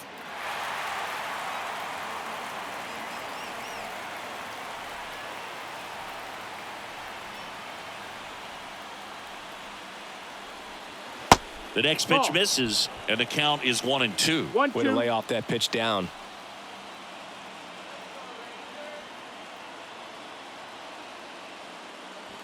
And he grounds one to the right side. And it's just foul. That was close. Pretty impressive. We haven't seen that pitch from him much, but he's got a really good feel when he throws it. Runner at first with no outs here. Well, he's having a tough time getting a pitch by him. As a hitter, you feel pretty confident that you're seeing different pitches. Got him! One away. Nolan Arenado next up for the Cardinals.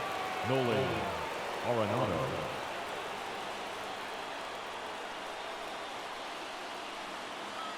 Runner. Here goes the runner.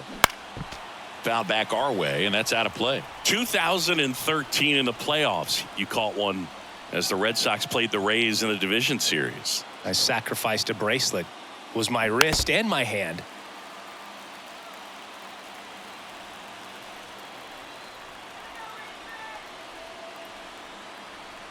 The 0-2. And ball One ball, one. 2 strikes. 0-2 pitch that far out of the zone gives the hitter a little confidence that maybe he can climb back into this at bat.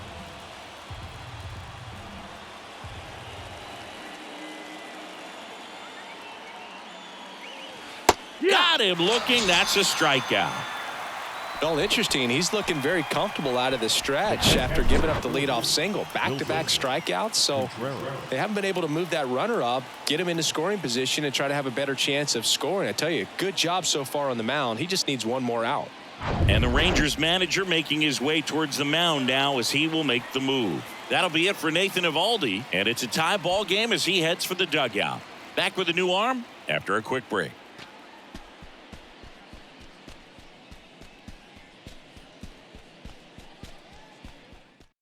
Brock Burke gets the call from the pen.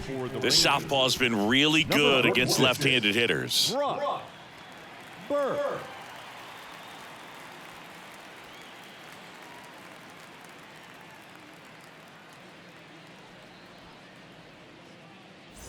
And up to hit is Wilson Contreras.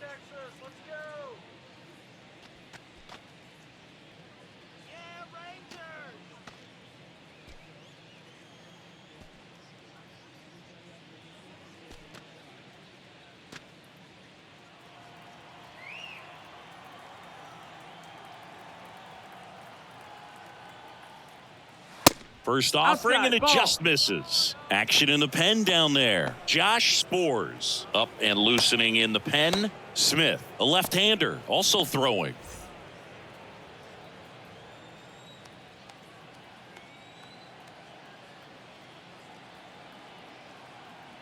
The 1-0. Runner takes off. 1-1.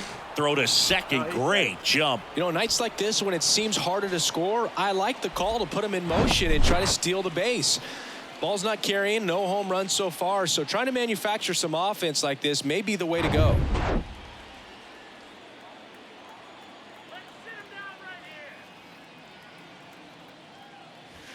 And now 2 balls and a strike. 2-1. Runner at second, 2 down.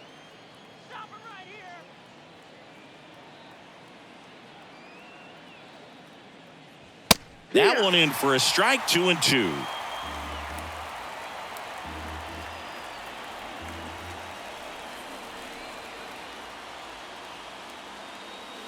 Got him. Out number 3. So a job well done from the Rangers bullpen that time. 2-3-4 due up in the home half of the 6th. And we still have no score.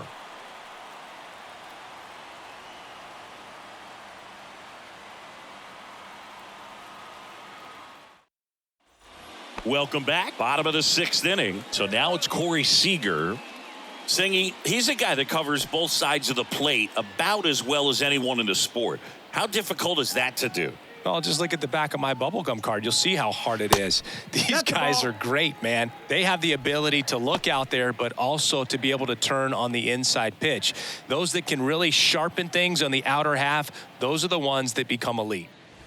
That one misses. 2-0. And now 2-0. Action in the St. Louis bullpen. Chris Stratton, the hard-throwing righty, is up and loosening. Gallegos warming up as well.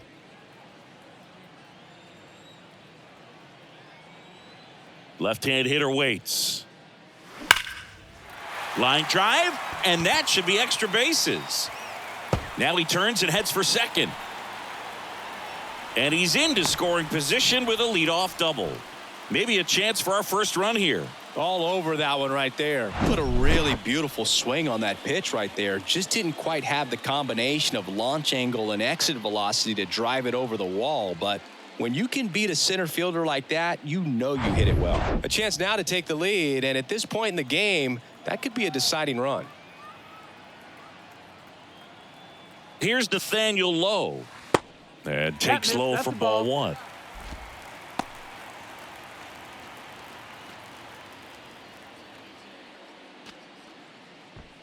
No outs. Runner on second.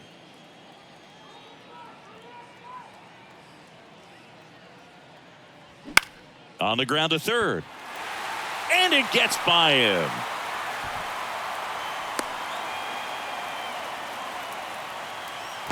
Just a simple ground ball the other way that had eyes on it, man. Sometimes that's all you need to do. Just let the ball travel, put the ball in play, and just hope it finds a hole. Here's Oliver Marmol towards the mound, and we're going to see a pitching change here. Adam Wainwright will depart, and as he heads off, we'll step aside for a minute. Back with the new pitcher after this break.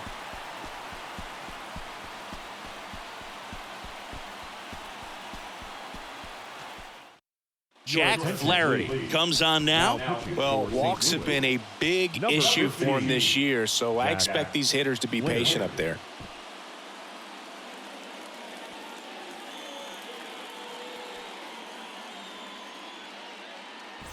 Next to bat will be the Texas cleanup hitter, Adolis Garcia.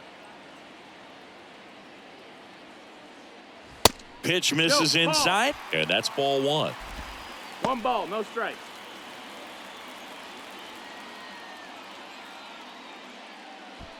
No outs, runners at first and second.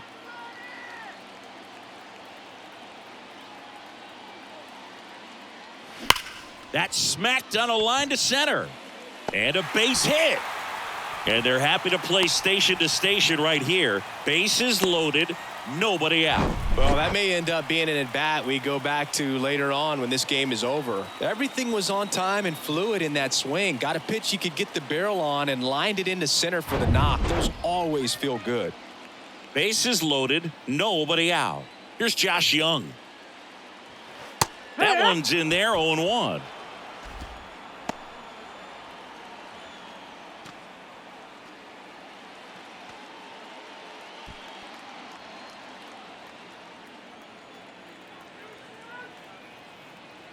Right-handed reliever.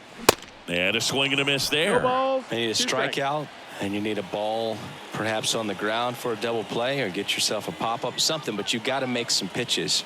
But if he can battle and get through this, he can earn some points. Bases juiced, no outs.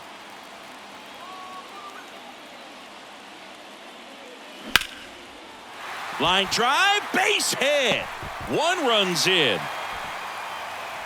Now the second run is in. It's 2-zip. Well, a huge 2 RBI swing of the bat right there. Just a really nice approach to shoot that line drive to the opposite field. There's a lot of hard work and discipline that goes into getting a result like that at the plate. Doesn't come naturally for most hitters. So runners at the corners, nobody out. Now here's the Rangers DH, Jonah Heim. To third, might be 2. Fires to second for 1. They get the out, but the run scores on the twin killing.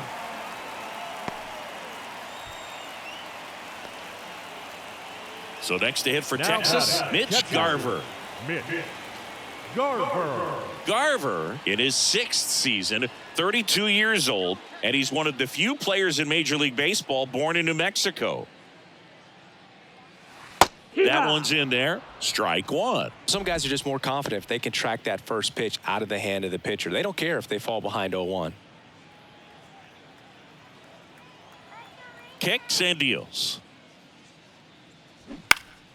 And a foul ball. 0-2 now. Goes down swinging for the strikeout. Had him out front for strike three. 3 runs for him here, and they move ahead. We're through 6 full. It's the Rangers 3 and the Cardinals nothing.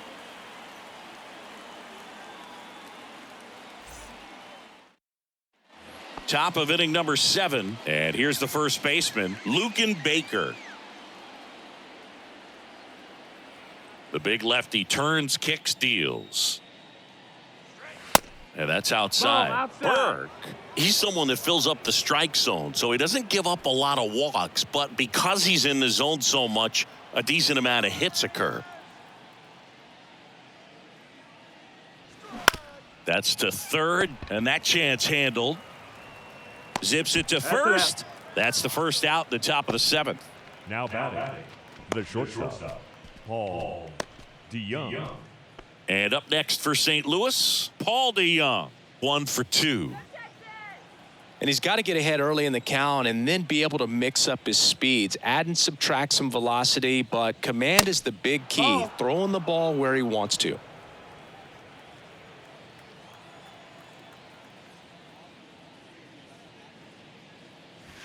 And he flips a breaking ball in there, or a changeup. Either one. Something off speed. Good arm action on it, whatever it was. Next offering is fouled back.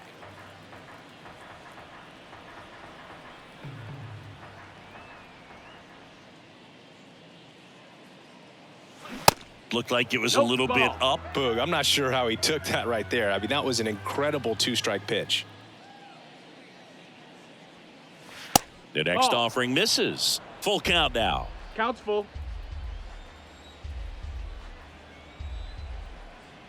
And now the lefty. In the air, left field. Duran should have this one. 2 away now.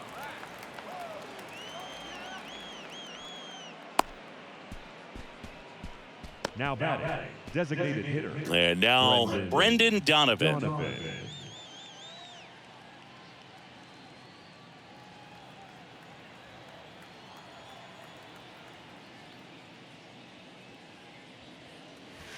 In there, and it's 0-1. Now, this manager knows that his players are just trying to do too much. Everybody needs to just take a deep breath, relax, and let it naturally happen.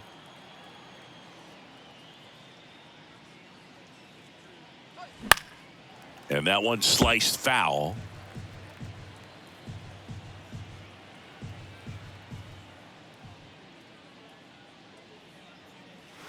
And now 1-2. Caught a break right there. Pretty good pitch on the outside corner.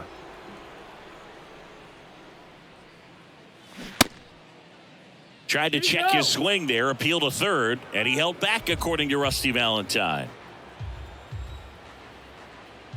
Here's a 2-2. The other way, and a base hit. So a 2-out knock keeps the inning alive. The right fielder, number 18. Jordan Walker, next up for the Cardinals.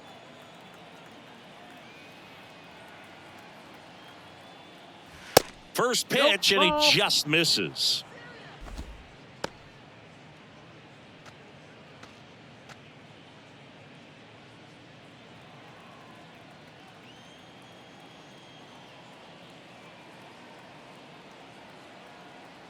And here it comes. Bounding ball here, rolls foul.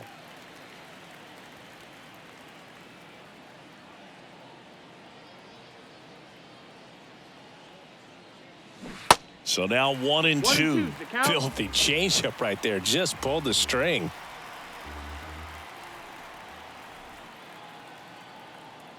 One, 2 now. Bounce to the left side. The throw to first. That ends the frame. So one left for the Cardinals. Still down 3-0. Seventh inning stretch. Bottom of the inning, and now Ezekiel Duran. He's someone that you might not describe as having elite level speed, but he can absolutely move, and it is a factor in his game. And first offering is fouled off. Boog, this guy's definitely a plus runner, but what I love about him is that he goes all out every single time, never takes a break. It's guys like that, even though they don't have the elite speed, the fact that they're consistent with it, they make moves on the base paths.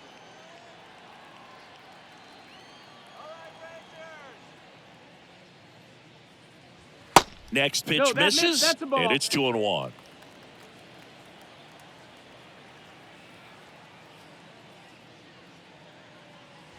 And there's a ball. That's a ball.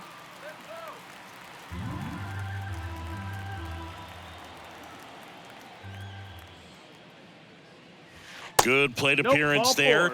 Able to take the walk. Well, that's a really good take right there, and that's just mentally prepared, knowing that if it's not on a tee, you're going to take that pitch because you still have one more strike to work with. Not easy to lay off, but he did an excellent job in that plate appearance.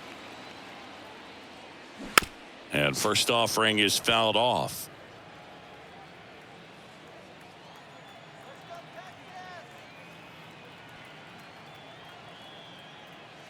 That's inside. Well, he's so great about hitting the ball the other way. He gets those arms extended. So right there, just trying to straighten him up a little bit so he doesn't have as much outside plate coverage.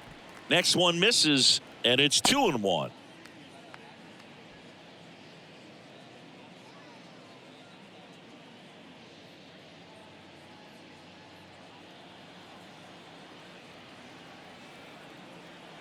The pitch. Hey!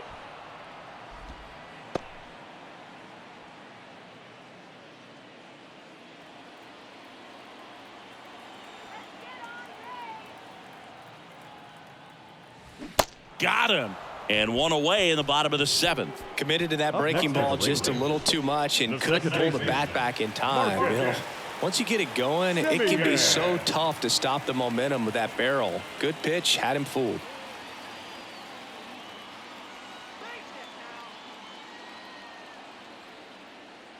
Simeon batting with one down, takes a strike. Not sure if he was expected for the pitcher to come right at him, but he got a nice cookie there and just watched it the entire way. And the 0-1. Just missed. Ball, outside.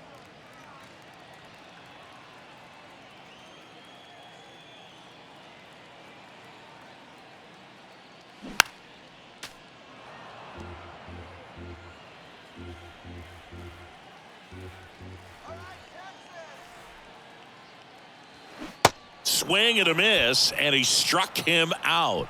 Simeon down on strikes. We're going to take a look at the pitch sequence of that at bat, and the thing to notice are the pitch locations. Every single one of them on the edges of the strike zone, and as a hitter, that can be pretty frustrating because you don't expect a pitcher to be able to make quality pitches one after another like that. And so those are tough spots to do damage, and a great demonstration of pitch command, and it got him a punch out that time.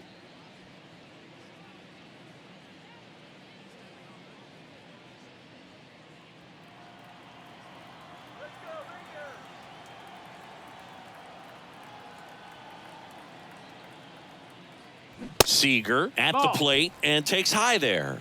Well, if he's going to steal second, you want him to go early in the count. That way he's not a distraction to the hitter at the plate. Go ahead and get it out of the way so the hitter can focus on the pitch. Swing and a line drive and a base hit up the middle.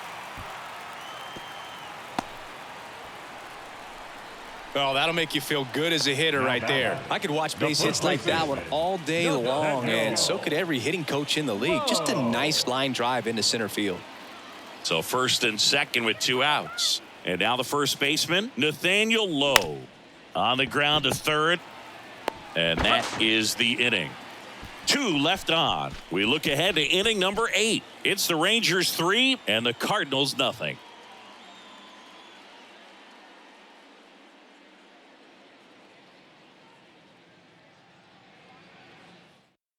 Welcome back, and a new arm on the mound to start the 8th. Grant Anderson.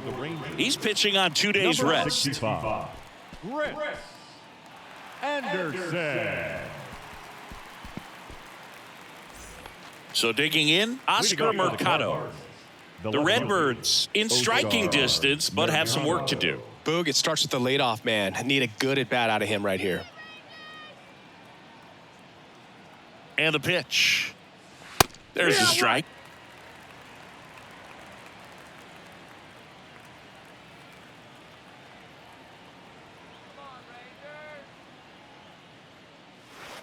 Not close with that one, and it's a ball and a strike.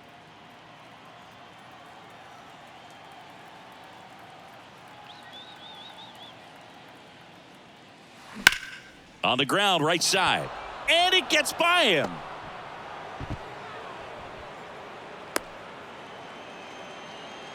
Now batting, the center. He was definitely late on that pitch, but he didn't get beat. He got the bat on plane and just kept his hands tight to shoot it down the first base line for the knock. Tommy Edman next up for the Cardinals.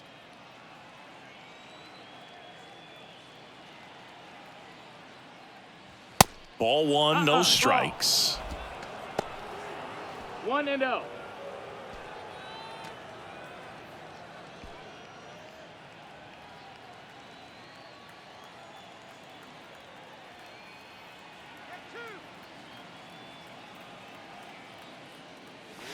Good eye right there.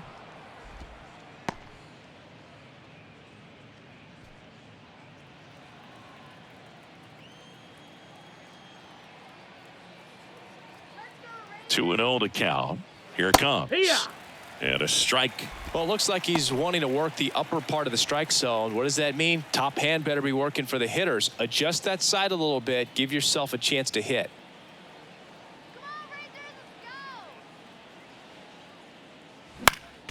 Next offering is fouled back.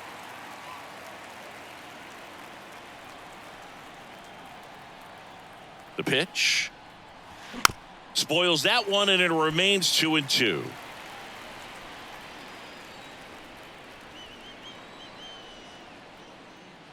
Right-hander kicks, deals. They tried to get him to chase on a slider down and away.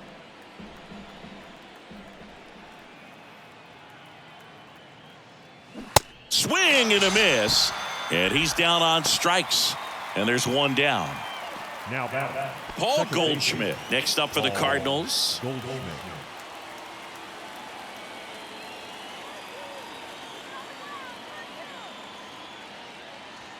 And there's the strike.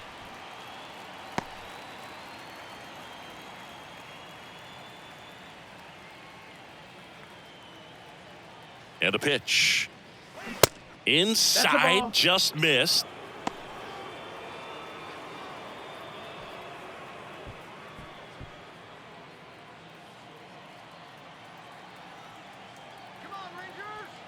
Ball to strike. The pitch. And that one just missed off the outside edge.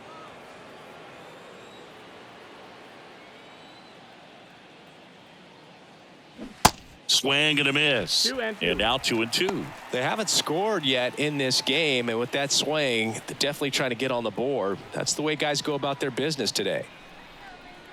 The pitch. Got him looking for the K. Fastball to letters, froze him for strike 3. Well, they've had a great plan of attack for him tonight. I mean, finding all the holes in his swing and his approach, just frustrating for him up there. You strike out a guy 3 times in a game, I think that guy's got to go back and really study some video with his hitting coach, figure out how they're beating him, make this adjustment really quick, because word will get around the league in a hurry. Arenado stands in here, takes ball 1 low.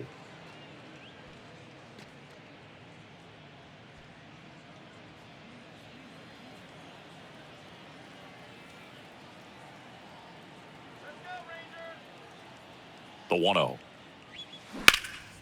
In the air, out towards left center, and puts the squeeze on that one. And that is the 3rd out of the inning. The Cards leave 1. They trail it here 3-0.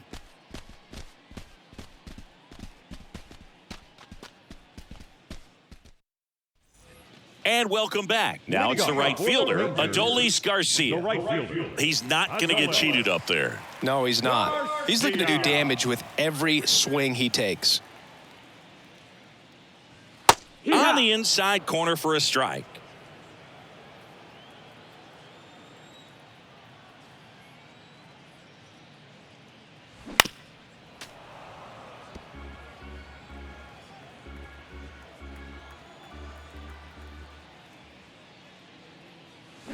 Spoils a 2-strike pitch, and he'll see another.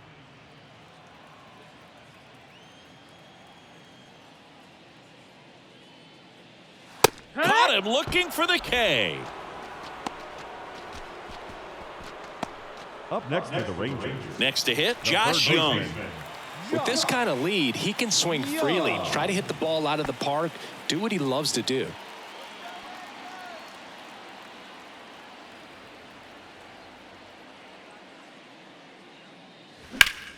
Swinging a foul straight back.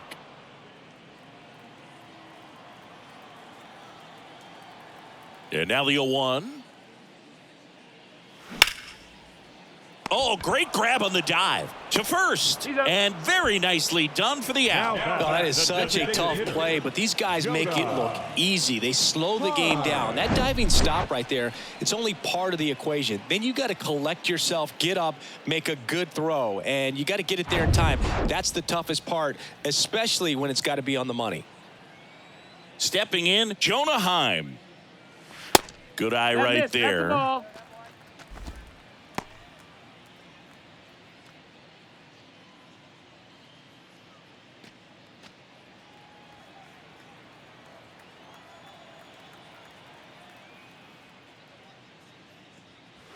The next pitch misses, and that's ball 2.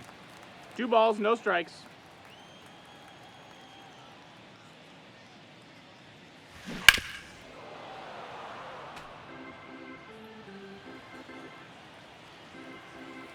Two outs. This to third. Fires across the diamond. Inning over. 1, 2, 3 go the Rangers, but they lead at 3-0.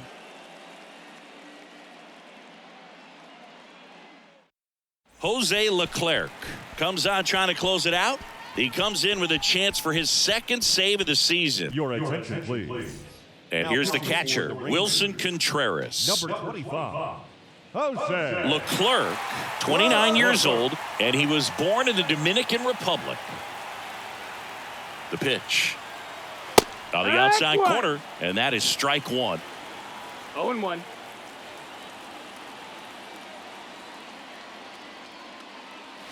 Next offering is in for a strike.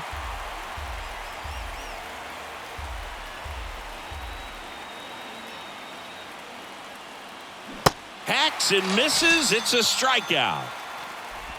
Well, the first batter, it's always a big one for the closer. I mean, you get that punch out, you get settled in, you feel like you're in command out there on the mound from the jump, and kind of prevents any doubt from creeping into your mind or the guys that are playing behind you that, you know, you're going to wrap this thing up.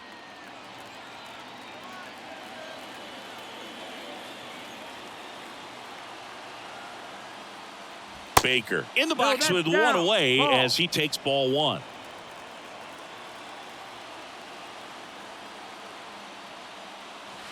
Next pitch is outside. He hasn't wanted to challenge him. Both of those pitches off the plate away. Don't expect anything down the heart of the plate. You may just have to be patient and take your walk here. 2-0. Misses with the 2-0, and he's fired 3 straight outside the strike zone.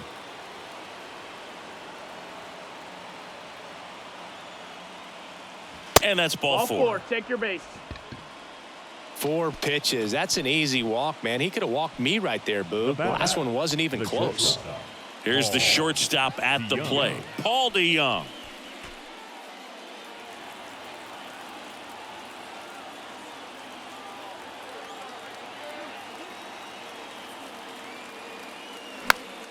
And first offering is fouled off. Some real good life going through the zone on that one.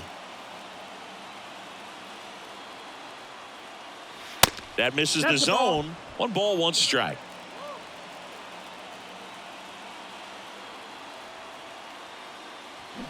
Not close with that one, but he gets him to go after it. Not sure what's going on right there. No chance. Probably have some funny texts from his buddies after the game. At the belt and fires. Swings through it for the K. Pulled the string on the changeup. Now batting. Designated One out left for the Cardinals. And now Brendan Donovan. Beautiful swing in his last at bat. Opposite field knock.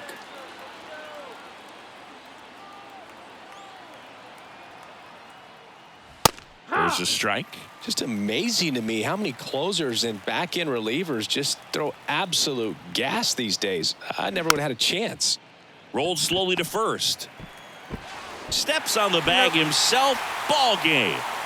This is just a nice win. 3-0 ball game. You feel comfortable about the 3 runs that you scored, but you also know that if you're not careful, a bloop, a base hit, and a home run ties everything up. But it was great pitching. Timely hitting really made the difference. The shutout in this one, 3-0 our final score. For Chris Singleton and our entire crew here at MLB The Show, thanks for stopping by. I'm John Shambi. Talk to you soon.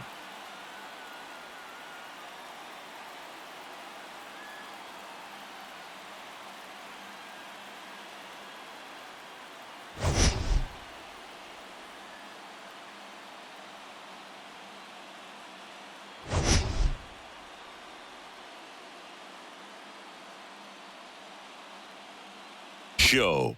It's the Chicago Cubs and the San Diego Padres.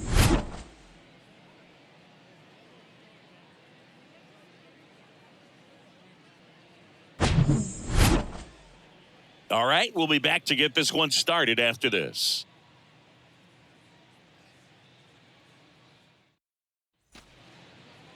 Just about set to go now, and on the hill, Blake Snell. Chris, what are you looking for from him? Well, he's been a very dependable starter for his club, and what stands out for me is that left-handed hitters have really struggled batting below 200 against him, and it just tells me they have a hard time tracking the baseball. Maybe it's the release point, maybe it's the motion, but just some way, somehow, they've got to figure out a way to pick it up and try to have some success from the left side. Nico Horner stands in here, tried to hold back his swing there, but went around.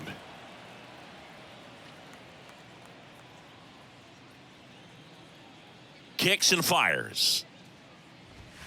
Check swing, no appeal. That's big right there, being able to check your swing. Think about the count swing. Instead of 0-2, he's sitting 1-1 against a really good arm.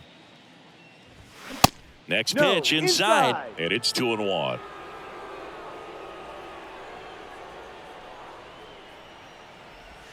There's a strike.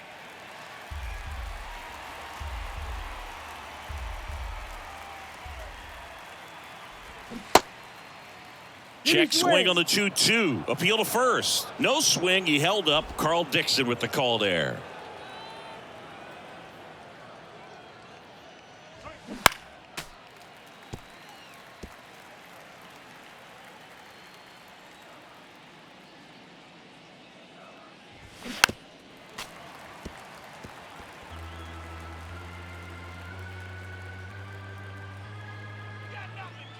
And a payoff pitch.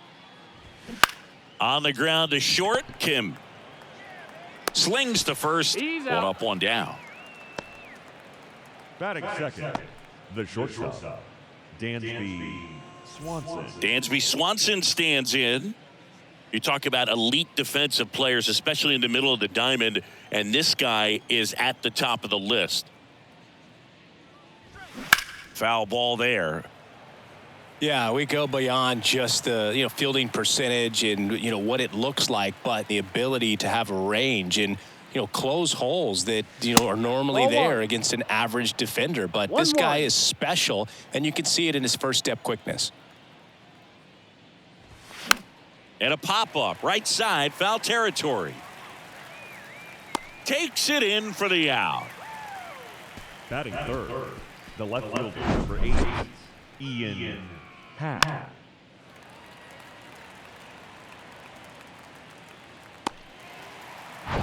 Ian Happ up to hit. The Happ Daddy.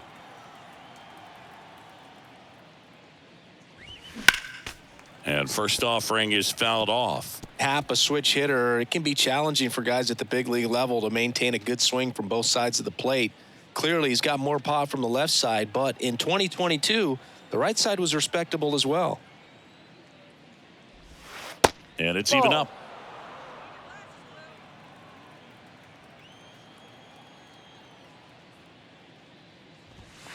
Now one missed.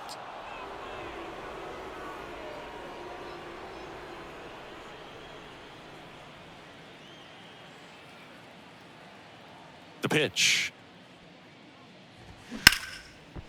Short hop liner, handled it short. Gathers and throws. Out. And that is that. Nothing happening there for the Cubs. And now the Friars will get their first chance. No score.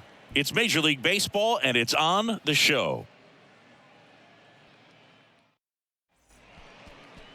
Back here at Petco Park. And now here's the starter for the Cubs, Kyle Hendricks. What's the scouting report on him? Been a very solid pitcher throughout his career. ERA around 3.5. What I like is he competes, he stays in the game, and he gives his team an opportunity to win. Bottom of the first. Stepping in for San Diego, Rougned Odor. The first baseman. You know, Chris, Kyle Hendricks went to Dartmouth, so he's known as the professor, but his teammates on the Cubs actually call him Carl. His good friend and former bullpen coach of the Cubs, Chad Noble, came up with that nickname, and it's stuck for whatever reason. So you'll hear them on the field saying, come on, Carl. Bottom of the zone and a called strike. Yeah, that's kind of how some people call you Bug instead of Boog.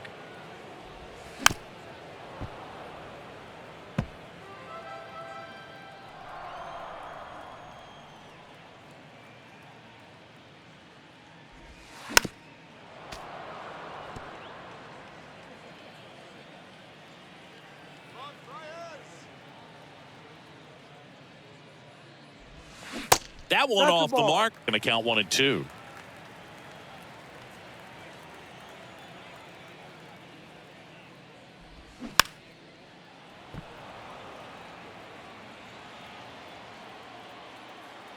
And the righty deals.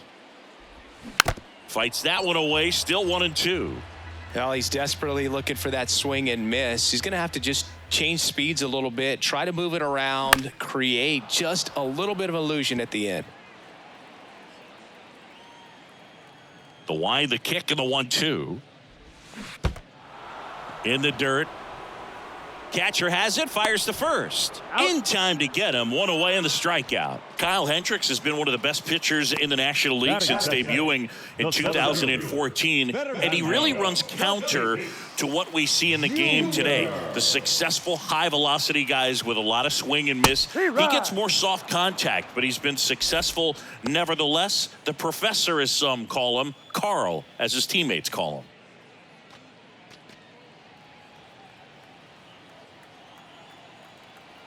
Tatis waits. That one misses, and it's a ball and a strike. Definitely an outlier. When you consider how the game is played, it's all about velocity. It's all about exit velocity and the ability to slug and hit the ball out of the ballpark. Guy like this, I'm not sure he gets scouted today or even drafted, but his ability to consistently repeat his delivery, hit the corners, change speeds, he doesn't have much margin for error. So to have the level of success he's had at the big leagues is very impressive. Suzuki hauls it in, 2 away. Batting third. The left fielder. Wow. Now the youngster Juan Soto. All around, I think if you asked anyone in this organization who's the best hitter in the lineup, they would say him. On the corner for a strike, and it's 0-1.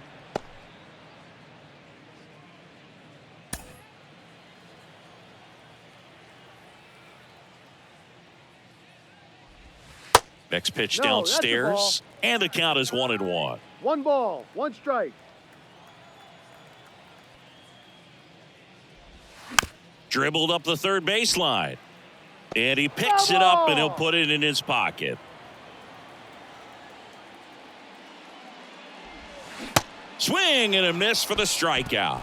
Pulled the string on the changeup. I think the key is arm action on the changeup. When you can sell it like a fastball, you drop the velocity, you get the swing and miss, and you walk off the field.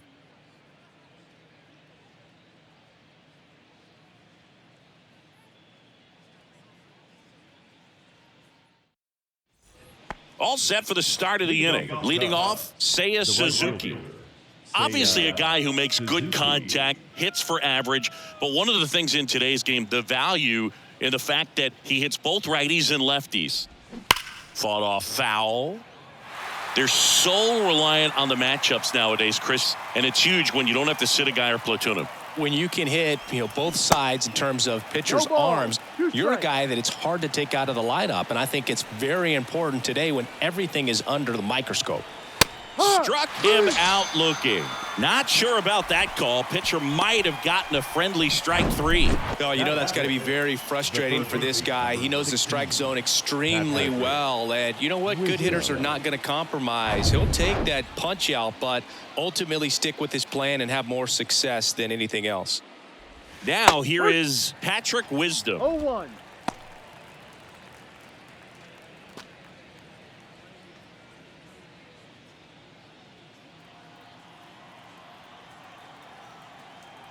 One down, base is empty. Swing and a miss. 0-2.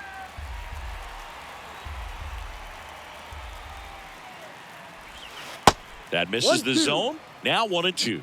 Chris, Blake does everything right-handed except for everything he does while playing baseball.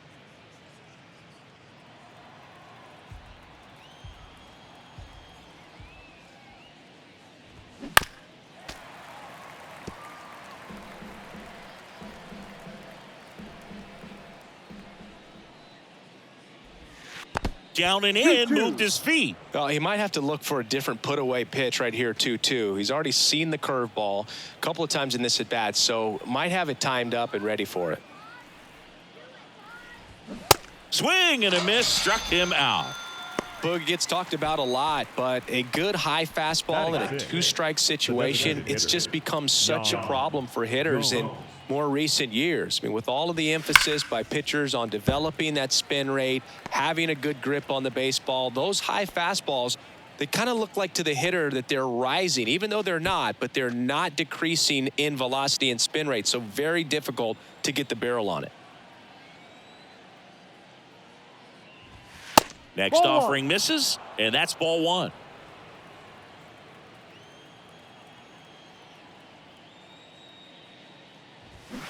The 1-1 is fouled off.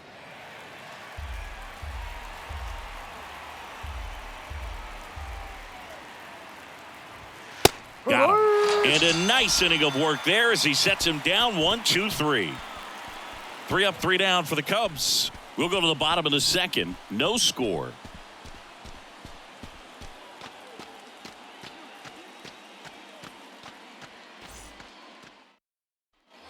Back here at the ballpark, ready to go for the last half of the inning. And now, Manny Machado. Seeing Manny Machado, what a player he's turned into. Multiple Gold Gloves, multiple All-Star appearances, and a guy who was the 3rd overall pick in the 2010 draft behind Bryce Harper and Jameson Taillon. The wind of the pitch. Ball 2.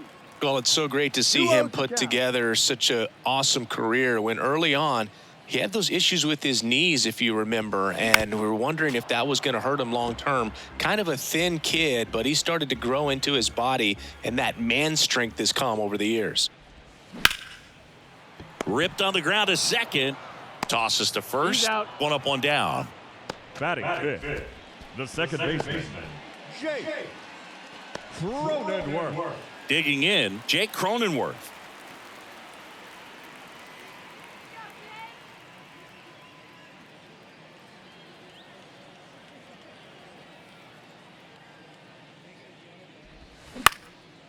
That one lifted to left. Fair ball.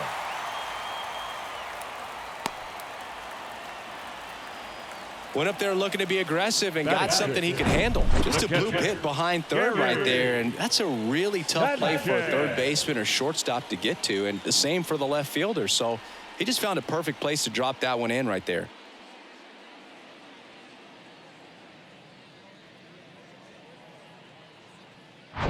Here's Gary Sanchez.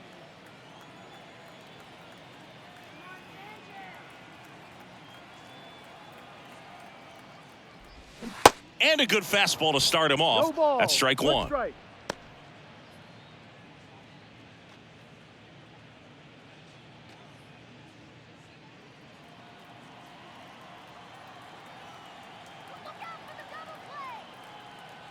Righty delivers.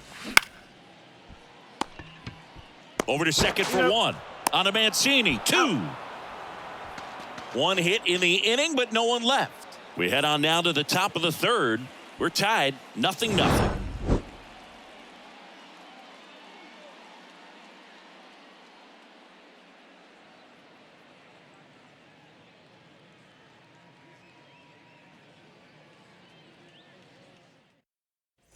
Back here in San Diego, Trey Mancini now. The first baseman, Trey Mancini. Snell back to work. Pitch misses. Ball 1. You know, these Cubs, as you probably noticed, haven't been shy at the plate at all. In fact, they've probably been too aggressive at times. I'm specifically talking about the first pitch. These guys are swinging more than 80% of the time, which is fine if you're scoring runs, but that hasn't been the case today. No. Just missed.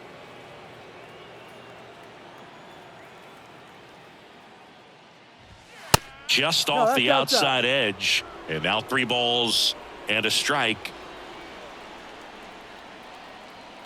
Here comes a pitch. Got the bat going too soon. It's strike 2.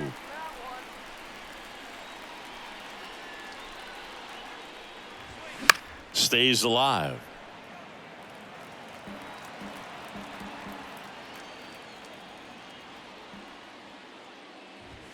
And down on strikes he goes. Looks like he's picked up right where he left off. And now it's Miguel Amaya. That misses the zone, and that is ball 1. Amaya measures 6 feet 2 inches, 230 pounds, and he was born in Panama.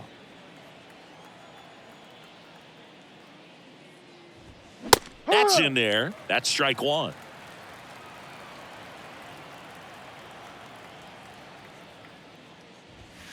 There's a strike. That's excellent location on the fastball right there early in this game. If he can do that all game, it should be a good outing for him. Ball. Misses off the plate. 2 balls, 2 strikes.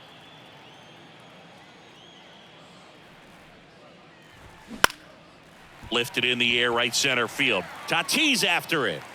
Nice grab on the run. And that quickly 2 away. Number 5, Christopher Morel, the next Cub to hit. Outfield playing very deep, not wanting anything over their heads.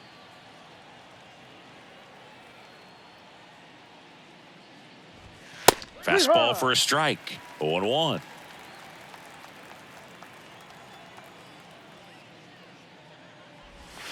Ball 1 there.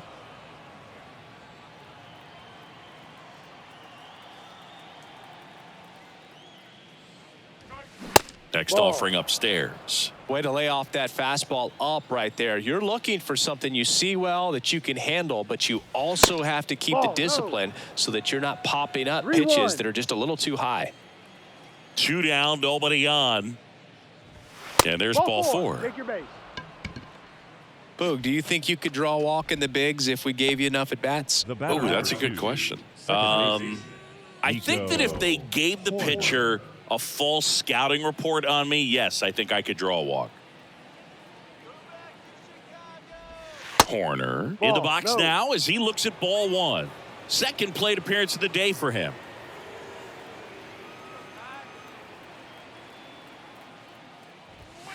Next pitch misses, and that's ball 2. Chris, with that distraction and the speedy guy at first, he's in a favorable hitter's count. Well, if nothing else, I mean, this is a great spot for a hitter to be in. And a pitch. Hit hard on the ground to short. To second, there's Cronenworth.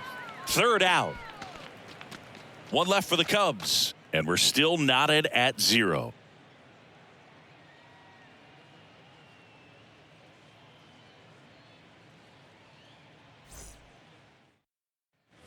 As we go to the last of the third. Padres, Now it's Matt the Carpenter. third baseman, Matt Carpenter.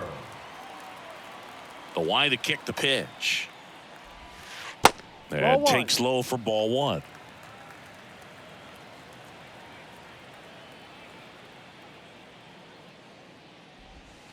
And Ball another two. ball.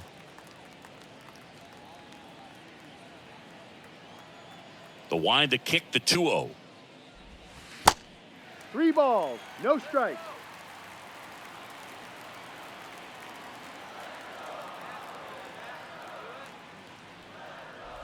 It's a Ball leadoff four. Take your walk, base. and that's the go-ahead run. Well, he tried to nibble right there and just missed his Leading spot. off for the Hitter didn't Padres, offer at it. Now he has the somebody to worry shortstop, about over at first. Ha-Sung Kim, the next up for the Padres.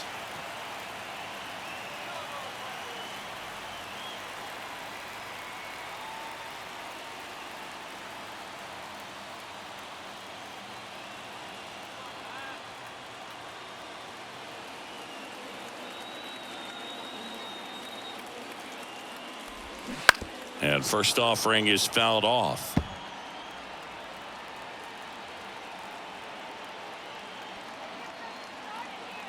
Righty to the plate. There's a strike.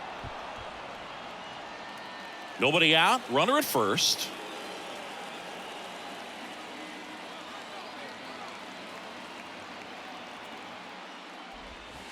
That Ball. misses. And a count 1-2. 1 ball, 2 strikes.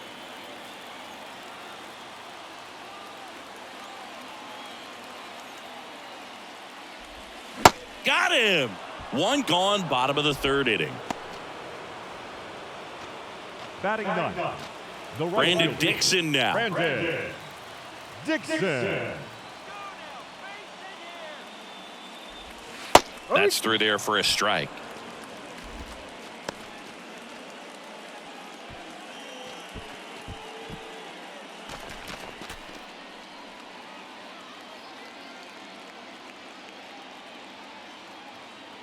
And he deals. Runner on the move. Next offering is fouled back.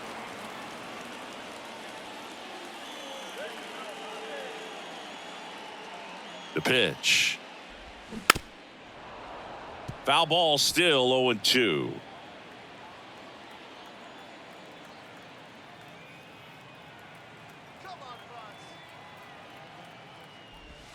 Inside, Ball, inside. just missed. It's a good take.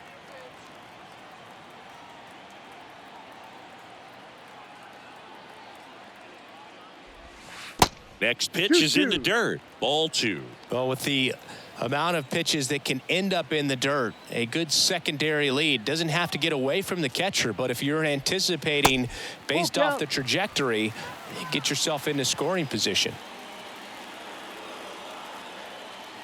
And here it comes. And ball 4, 2 aboard. That's a tough one to swallow right there. If you're on the Now, mound, you're first ahead in the base count is 0-2, and you just couldn't find a way to put them away. It's going to be frustrating if that one comes back to bite him.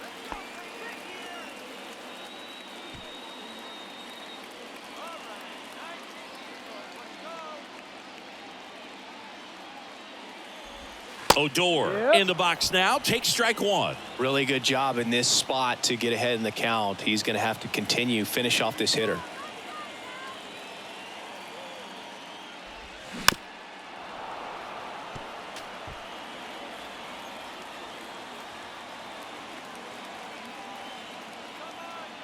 Oh, 0-2 now. And now 1-2. 0-2 curve right there. Hitter kind of expects that, and good job of just showing that confidence and trying to get back into this count.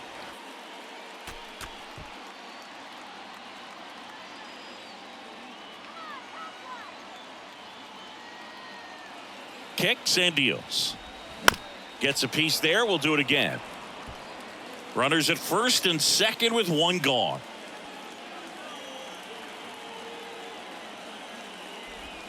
That one misses. 2 balls, 2 strikes. Way to lay off that pitch down.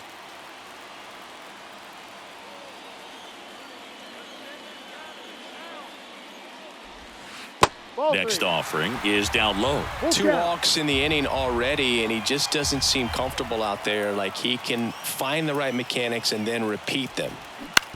On the ground to first, could be 2. Mancini tossed to second, back to first, double play. Nice job getting over, and that ends the inning. So they're able to work around a pair of walks in the inning. On to inning number 4. We're tied 0-0.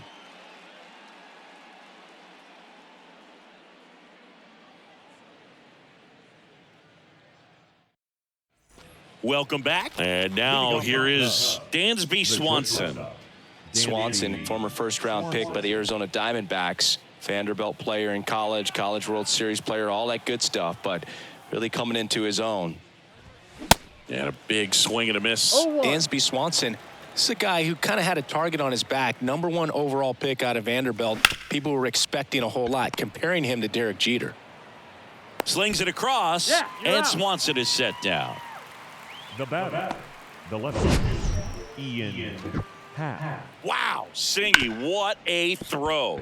We got to take another look at it, but this time with the numbers from StatCast. Yeah, Boog, that's about as good as it gets. You'll see the hardest throwing infielders reach 90+ on throws across the diamond, so he's pretty much right there with the best infield arms in the game. That was a rocket of a throw right there.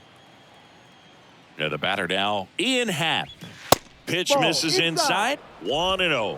Swanson with an outstanding career at Vanderbilt. Won the 2014 College World Series and was also named the most outstanding player. The lefty, the 1-0. Foul back our way, and that's out of play.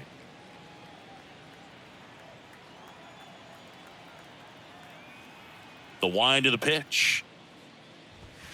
Outside.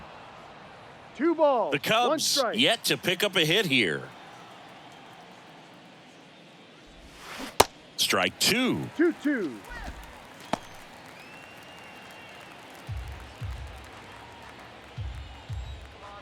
The big lefty turns, kicks, deals. And a curve is down and in.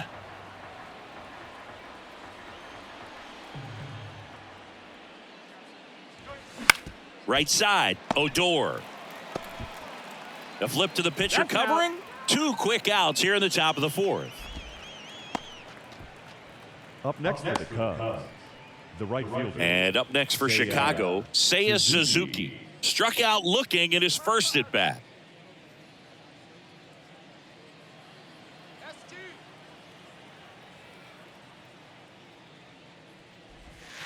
In there for strike 1.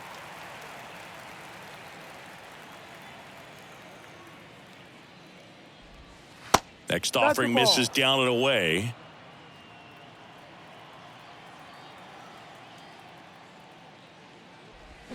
Swing and a miss. That's strike 2. Clearly he was sitting on a fastball right there and just ended up out in front of the slider. Hey, you can't fault him for his commitment. Now he's just going to have to battle with 2 strikes. Swing and a ground ball out to short. Kim with the throw to first.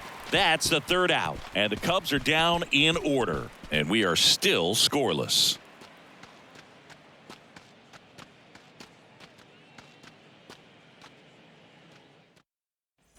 Ready to go. Bottom 4. Down the number 2 hitter, Fernando Tatis Jr. Fernando Tatis. The wind and the pitch. There's a strike. You know, these Padres, as this game goes on, have to be more disciplined at the plate. They're chasing a lot of pitches outside the zone, and those chases that are turning into a bunch of outs. Can they turn that around and stay within the zone? We'll see, but I think they have to. So 2 strikes on Tatis. No. Good eye in that spot. 1 ball. 2 strikes.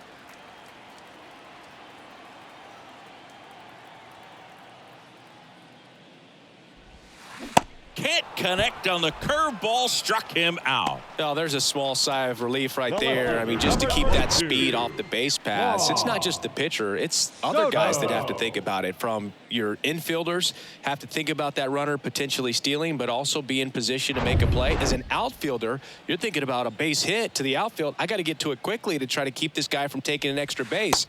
So I think everyone just a little more relaxed that he didn't reach base.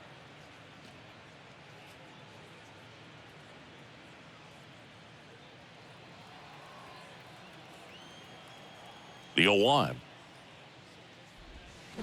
Tapped at the plate, but it's a foul ball.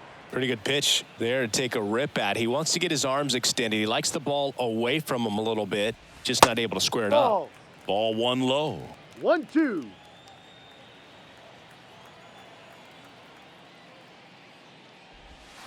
Just misses the mark outside the zone. He missed the zone, but I don't think he missed his spot. That was a good pitch with 2 strikes.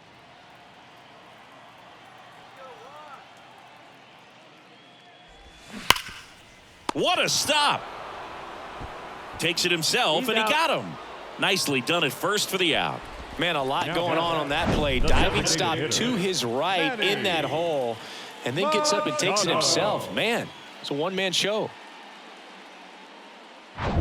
Here's Manny Machado now. 0 for 1. He grounded out in his first at bat. In for a strike. 0-1. Hey, Boog, did you know Manny Machado is the youngest player in history to have a walk-off grand slam in both leagues? I did not know that.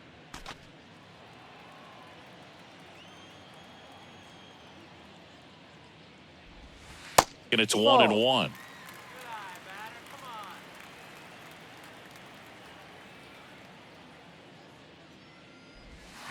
They say you win. 1 ball, 2 strikes.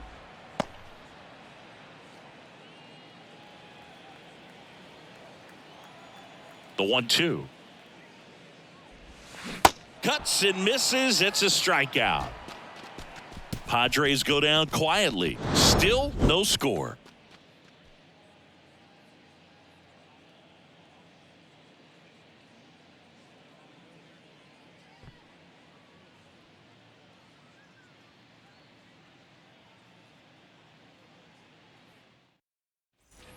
And welcome back. New inning getting started. Stepping in the long ball threat, Patrick Wisdom. The pitch.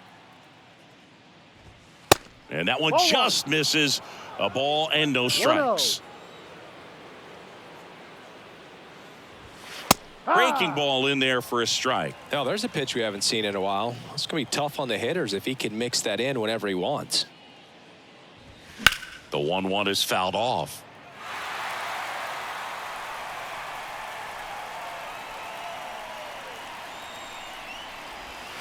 That misses. 2 balls, 2 strikes.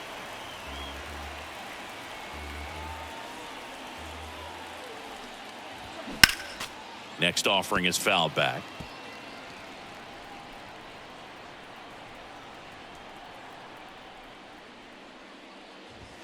And that's too high.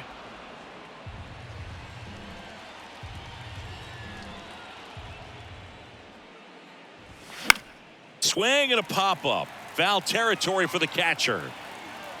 And there's 1 down. Well, that was a pitch you got to crush. Unbelievable that he missed it right there. And I'm telling you, he is going to be frustrated with himself until his next at bat. Now it's Yan Gomes. Caught looking his first time up.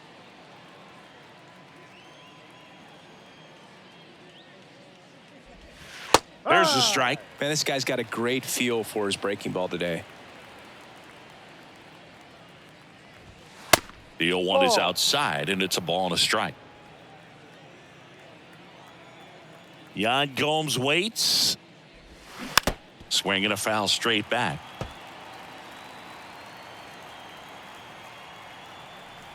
And a pitch. Fouls it back with 2 strikes. The pitch. Chases the fastball up the ladder, struck him out. Now batting, the first baseman. Now it's going to be Trey Mancini. He was a strikeout victim his first time.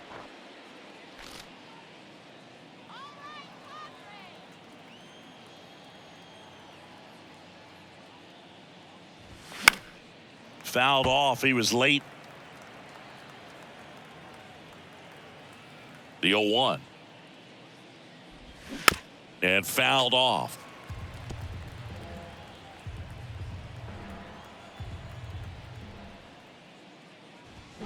Gets a piece, and it stays 0-2. The Cubbies still looking for their first hit in this one. Missing inside, ball 1.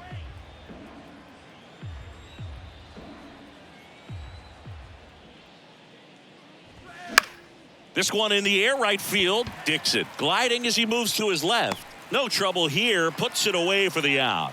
And that will end the inning. Cubs are down quietly. Halfway through this one, still no score. Back here at Petco Park. Now it's the second baseman, Jake Cronenworth. The second baseman, Jake Cronenworth. And a pitch. Hard hit left side. Toss to Mancini. That takes care of Cronenworth. The catcher, number 99, Gary. And Gary Sanchez at the plate. Scoreless here, but now he's got to deal with a guy who's got some power.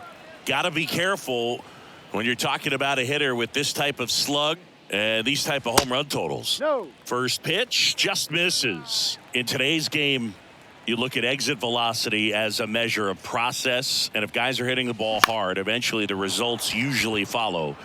Gary Sanchez, he is a guy that hits the ball hard.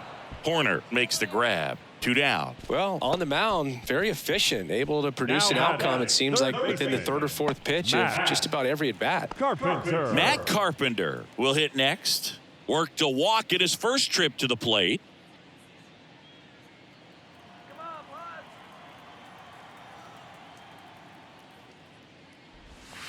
Ball 1, no strikes. 1 ball, no strikes.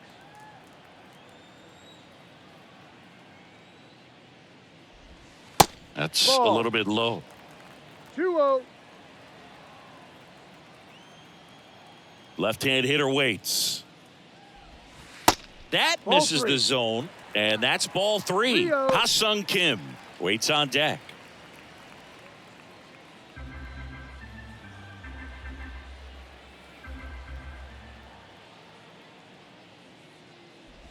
And a Take your 4-pitch base, walk. ball 4.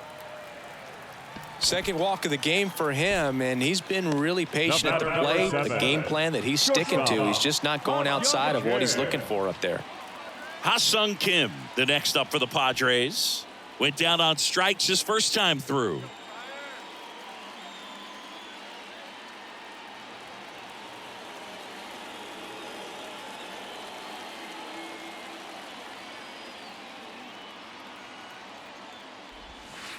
And Ball. takes low for ball 1.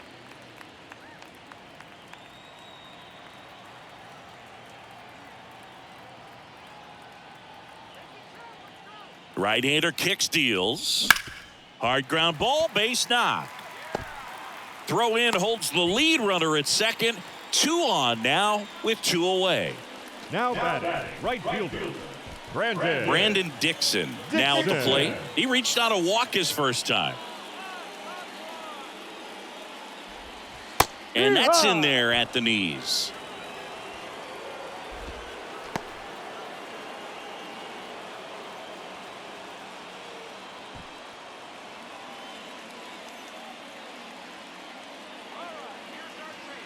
Oh, 1 down. And a foul ball. This guy's seen 2 changeups in a row. Could be a little vulnerable for a fastball right here. At the belt and fires. And 1 and 2. 2 outs. Couple of base runners at first and second.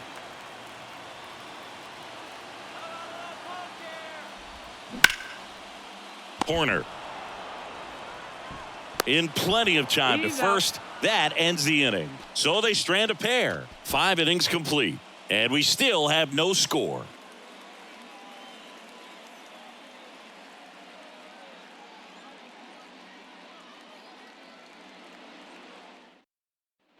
Back here at the ballpark, start of the 6th, John Sciambi with Chris Singleton. And leading off, Miguel Amaya.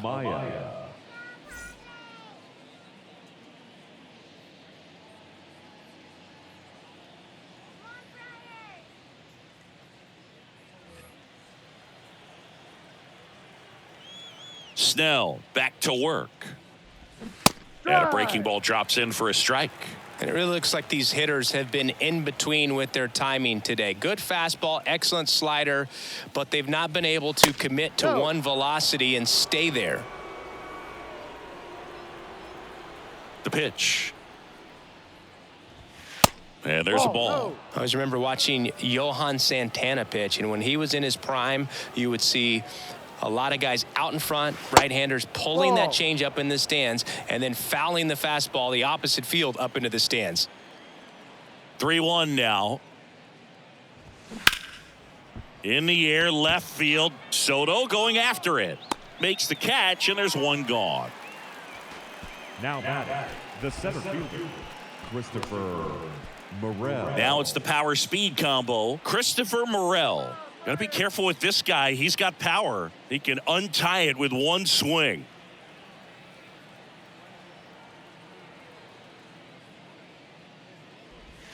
First pitch, not close. Singy, this kid's quite a story. Super talented. Maybe as good an arm as the Cubs have on their team defensively. One of their fastest players. He debuted at 22 years old after having played 10 games above Double-A. Swing and a miss. One ball, and it's 1-2. Yeah, and a high level of confidence. He actually called his first major league home run, told some teammates in the dugout that he was going to homer in his first at bat. Went up there, hit a 417-foot blast into the left field bleachers. Pitch misses there. It's 2-2. 2 balls, 2 strikes. The Cubs hitless so far in the game.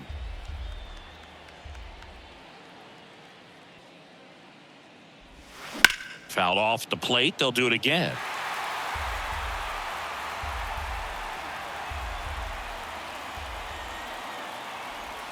Struck him out looking. Well, you could tell he wasn't expecting that ball to break back in on him. He may have been looking for something away, maybe something soft, but that slider on the inside corner absolutely froze him.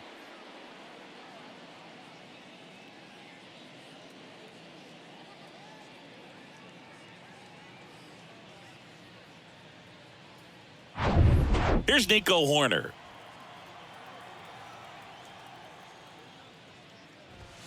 First offering misses badly for ball 1.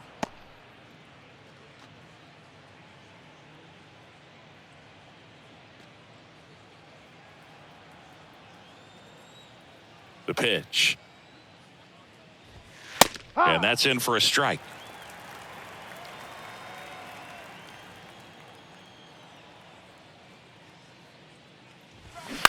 To third, Carpenter. Whips it across. That's out number 3. So he's through 6 no-hit innings now. Top of the order due up in the home half of the 6th. And we still have no score.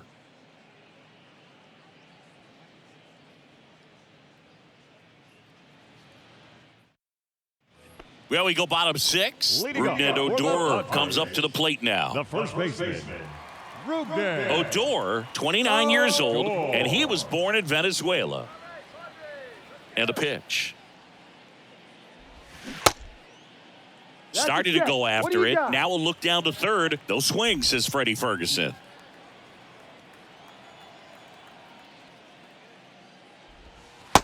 Ball 2. You know, these Padres just lacking discipline at the plate in this ballgame. So many of their outs have come from weak contact on pitches they're chasing outside of the strike zone. You can't do much of anything with those locations, and that's been true again today.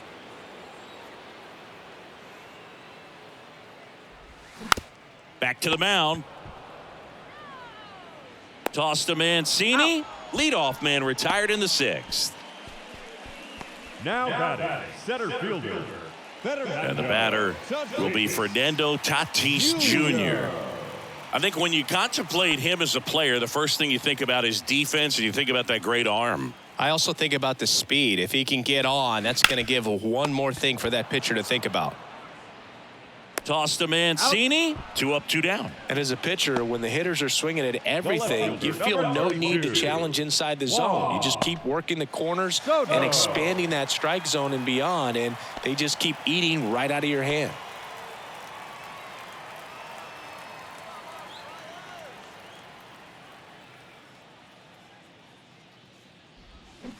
And first offering is fouled off.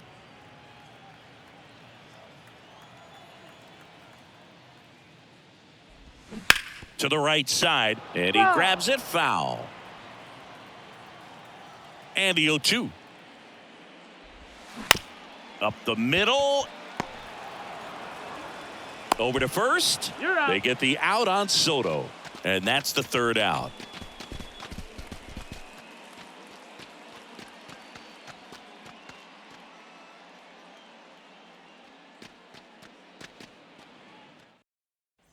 Welcome back. And the batter will be the shortstop, Dansby Swanson. Dansby Swanson.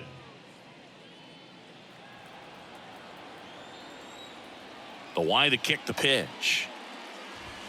And he takes a strike. So important for him to control the heart rate right now. He's got to go through the heart of this lineup. Here comes a pitch. No. 1 ball, 1 strike.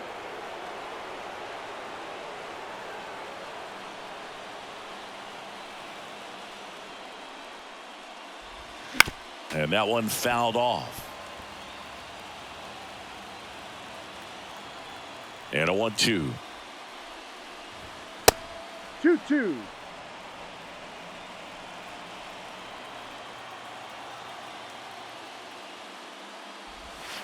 And now the count filled up 3-2. At this point in the game, you cannot issue free passes. He's going to have to challenge this hitter. Hitter's got to be ready to swing it.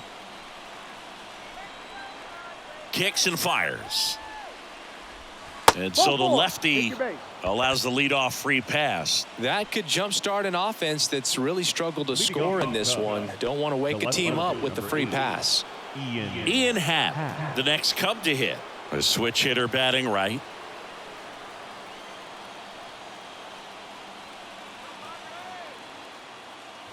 The lefty closing in on 100 pitches. The go-ahead run aboard at first. Nobody out. He swings and fouls one off. With 2 strikes. May see some movement over there at first base. Try to stay out of a double play here.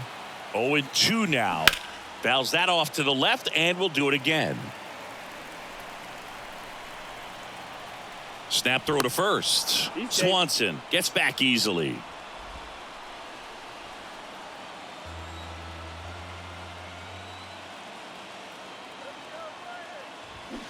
Got him. And that's the first out.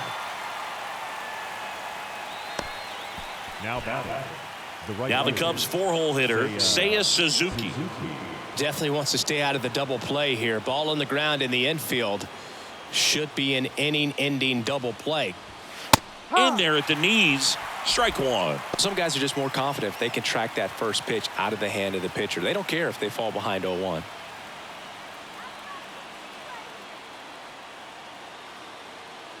And now the lefty. Liner caught it second.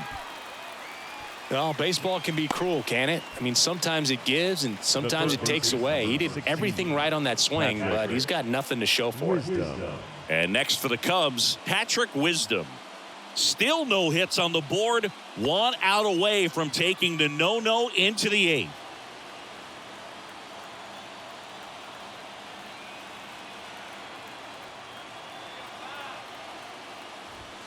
Strike one. No balls, 1 strike. 2 gone. The possible go-ahead run at first. That's off the mark. 1 ball, 1 strike. 1-1.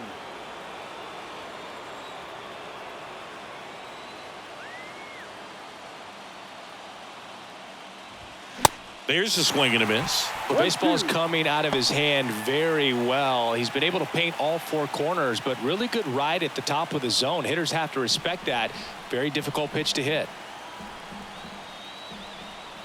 2 outs. 2-2.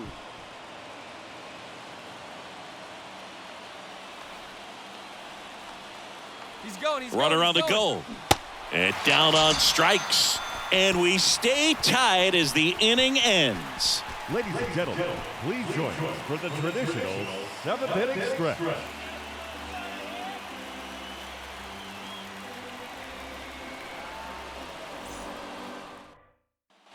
Back here in San Diego, bottom of the 7th, and now it's Manny The Machado. designated hitter. He's a big, strong guy, can untie this game with one swing.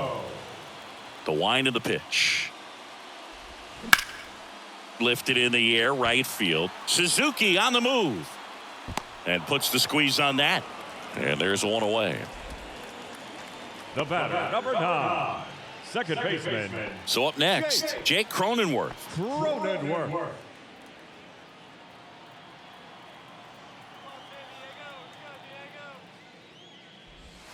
And the first 1-0. offering is not close.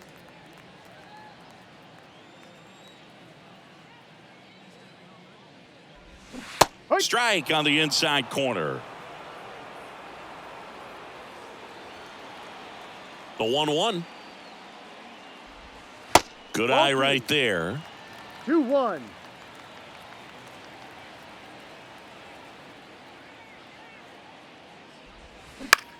Now a blooper back behind short and puts the squeeze on it. That's out number 2. The catcher, Gary. And now it's the catcher, Gary Sanchez.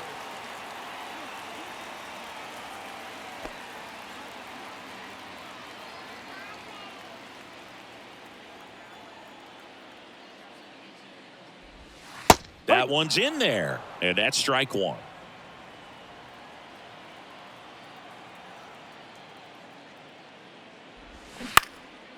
High fly ball down the left field line. Happ makes the play, and it's out number 3.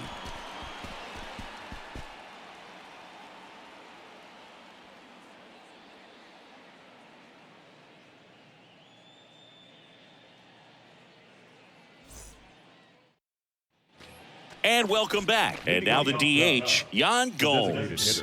And this lineup is still hitless as we begin the 8th. The pitch. Here's a line drive, and that's going to end the no-hitter. It's a base hit. Tough to see the no end here with just 6 outs to go, Boog, but still a great performance on the mound, and now we'll see if he can get right back to work and go after the next guy.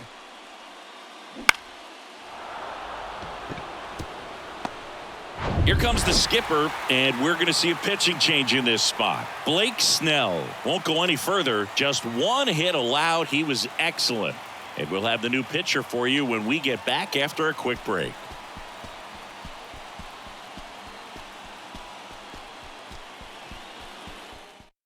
Brent Honeywell Jr. takes over on the mound.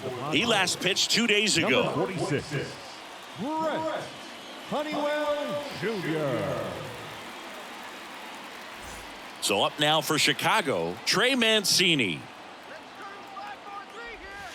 Pitch misses, and that's ball 1.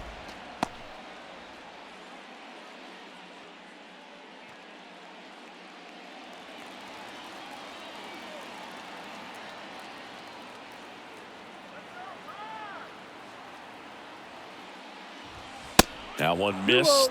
Activity in the bullpen for San Diego. Ryan Weathers, a lefty, looks to be getting himself ready.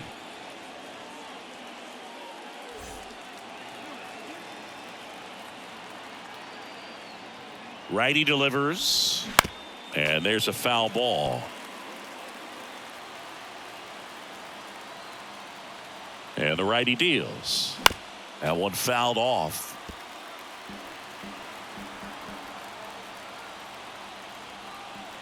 And the right-hander deals. Fights it off. You'll see another.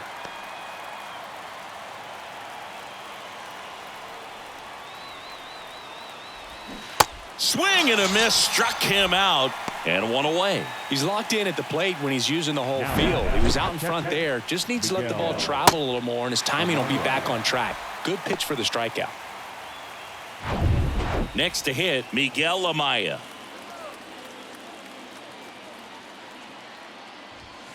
And there's the strike.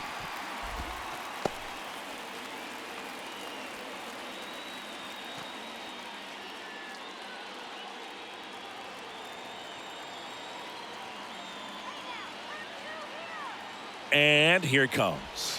Strike 2. 1 away. Tie game. Go-ahead run stands at first. Next Ball one. pitch off the plate. 1-2 to count. Right-handed reliever. 2-2.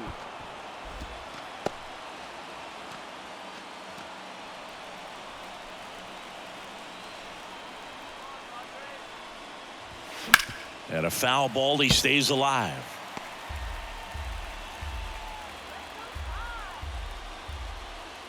The 2-2 now. Gets a piece and stays alive.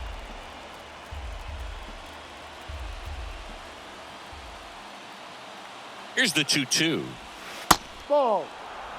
On this count, runner not known for his speed, but I think you got to put him in motion. Try to avoid a double play here, Boog. One away. Tie game. Go-ahead run stands at first. Fouled off again, and it remains 3-2.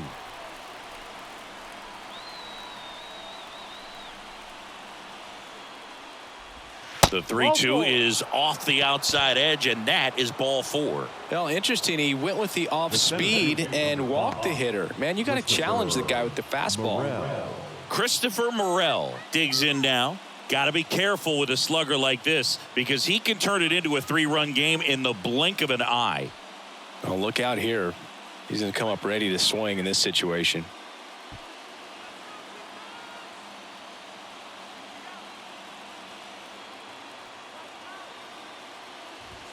And the first pitch misses for ball 1. Well, this is a critical spot for both the pitcher and the hitter. You can learn a lot about a guy by how he handles these pressure situations. And the 1-0. 1 ball, 1 strike.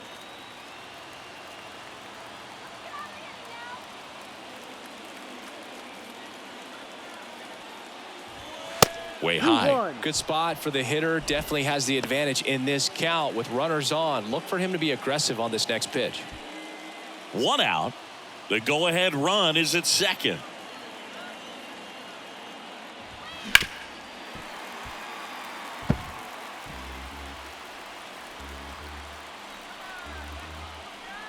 Kicks and deals.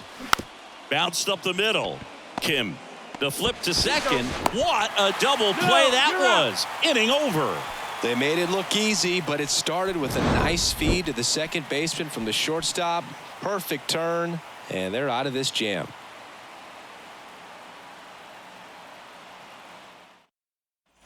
Ready for the bottom of the 8th at the plate. Matt Carpenter.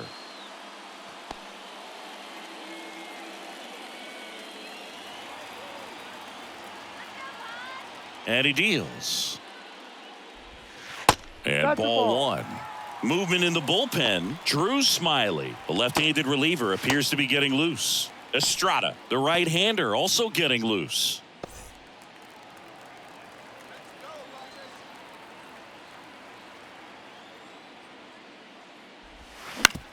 On the ground. Oh, he gloves it, fires to first, and they get the out.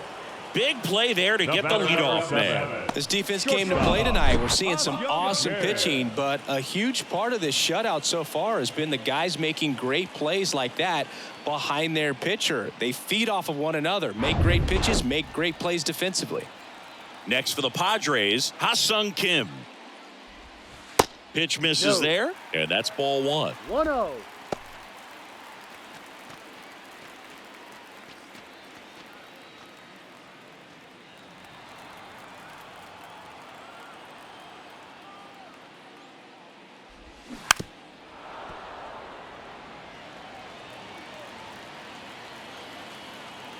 Righty to the plate. High, 2. 1 ball, 2 strikes.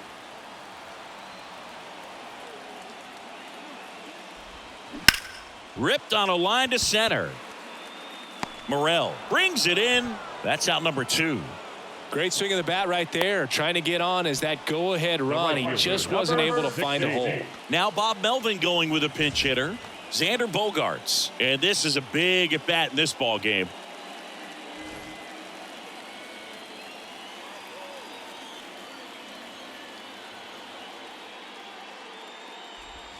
That catches the outside corner. It's 0-1. Bogarts, who wears that number 2 on his back for his idol, Derek Jeter. 2 down, nobody on. On the ground to third. Throws across the diamond. Bogarts retired. And that is the inning. Padres down in order. It's the 9th, and we are tied.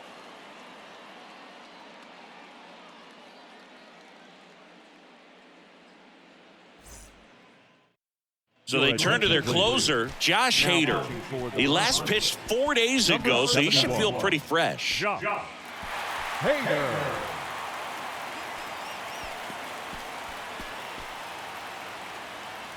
Now into the ball game on defense, Trent Grisham. He takes over in right. Number 1, Trent. Back to the top of the lineup. Here's the Cubs leadoff man, Nico Horner.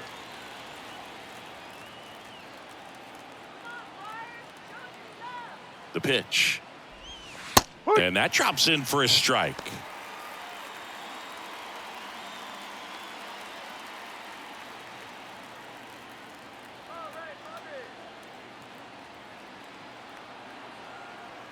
Yo, 1. There's the strike. Well, triple digits on the gun. I know there are more guys that can reach that now than in the past, but it's still impressive to watch. Next pitch misses outside. And a count 1-2.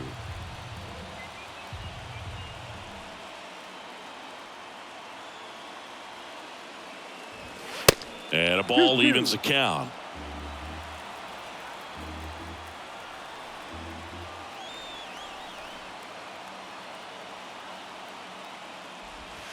He goes down looking.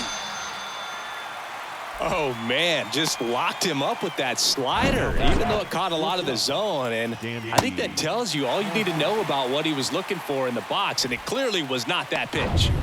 Dansby Swanson, the next Cub to hit.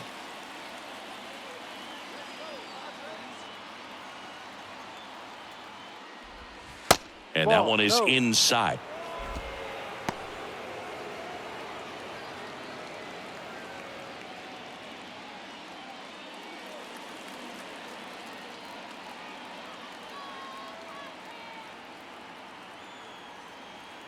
And a pitch.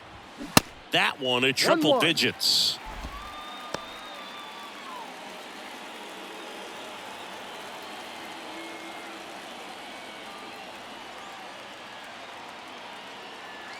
The 1-1. Check swing, and he held up. Almost got him to commit, but he held back.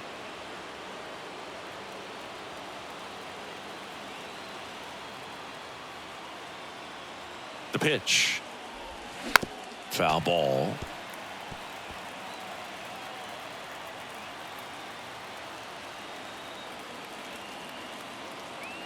Two and two. Swing and a miss. Struck him out. Pulled the string on the changeup. Chance to strike out the side now. You talk about the benefits, the advantages of relievers who can come in and get the swing and miss, whether it's inherited runners or maybe a little jam that they get into themselves. Knowing that they can miss the bat, tell you what, that's huge and can change the ball game. Ian Happ, the next to hit.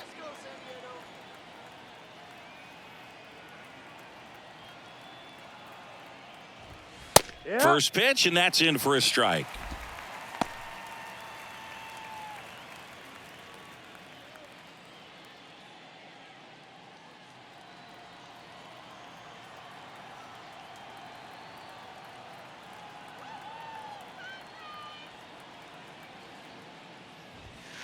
On the corner for a strike. Well, so many hard-throwing relievers in the game these days, you would think that guys have made the adjustment, but I don't know if you ever get used to it. Just pumping gas out of the bullpen. So hard to play catch-up. Check swing on an 0-2. Appeal to first. He did not go around.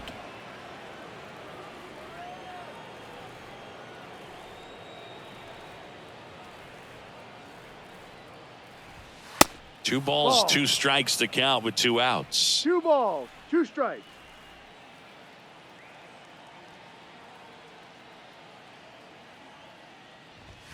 And he chases that one. And it's a 3-up, 3-down inning. Offense held in check there. To the bottom of the ninth we go. Top of the order due up. And we still have no score. New pitcher in the game for the Cubs, Drew Smiley. And they felt it was time to bring on a left-handed reliever from the pen with the lefty hitter coming up. I think it's a good move. I know I never liked when opposing teams did that to me. Number 11, Drew Smiley. So the San Diego batting order turns over. And here's the first baseman, Rougned Odor. Rougned Odor. The pitch. Ball one there. Movement in the Cubs bullpen. Michael Fulmer, the closer, is getting loose.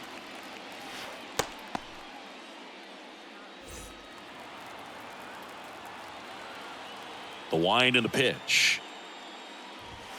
Well, that's really the money spot, down and away. If you can locate that consistently, it's going to be real tough for guys to square that up. That's what you love to see relievers do coming out of that bullpen. The 1-1. Swinging a foul over the screen and back out of play.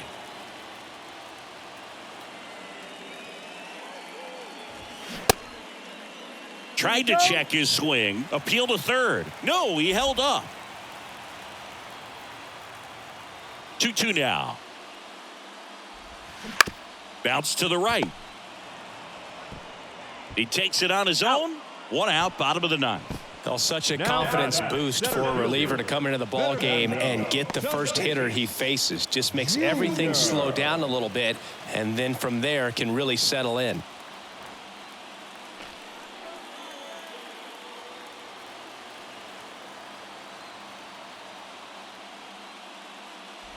Tatis in the box now. Takes strike one.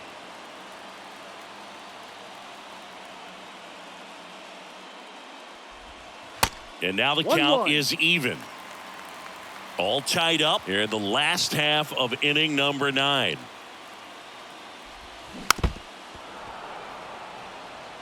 Nothing but curveballs so far in the at-bat. Kind of makes it difficult as a hitter to know what to look for, because you start wondering if he'll keep coming with it or if they'll try to speed you up.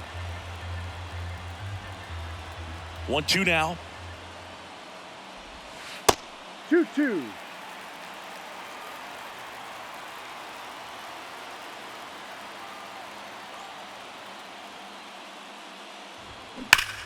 Now this is a rocket to left. Hauls it in, and there's 2 away. He was all over that fastball right there. I tell you what, if he gets under it just by a fraction of an inch or a little bit more, that's way back. Juan Soto now. Well, one swing's a lot easier than getting 2 or 3 hits to win this ball game. You better believe he's going to be all in to hit the ball over the fence somewhere. There's a strike. Late in the game, everyone gets a little tighter. Way to get ahead on a really good hitter right there.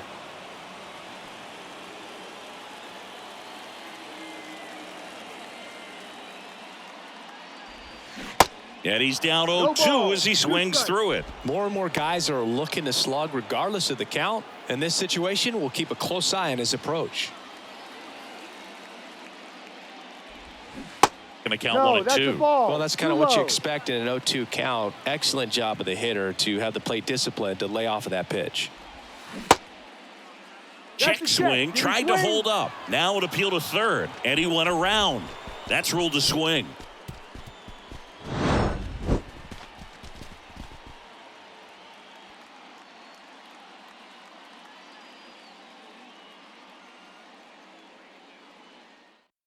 The left-hander on now, Ryan Weathers. He pitched yesterday, and we'll see him once again. Seiya Suzuki getting ready to hit. Man at second, nobody out, and Chris, certainly one of the things in his head is trying to get the runner over. Yeah, the way that we see the game played today, though, guys are not sacrificing as much just to get that runner across. They're really looking at doing damage. Slugging is the name of the game.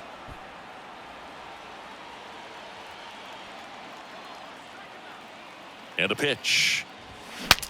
Swings, and he breaks his bat. Odor puts the squeeze on that one, and there's one down. Up next for the Cubs, the third baseman, Patrick. And here is Patrick Wisdom. Well, first base open. Really no reason to pitch to this hitter right here. Put him on, have the force at second first, perhaps getting inning-ending double play. That's in there. That's strike one. Double-barreled action in the bullpen for San Diego. Tom Cosgrove getting ready to come in for Bob Melvin. Tapia, a right-hander, loosening up as well. And the 0-1. And that one fouled off.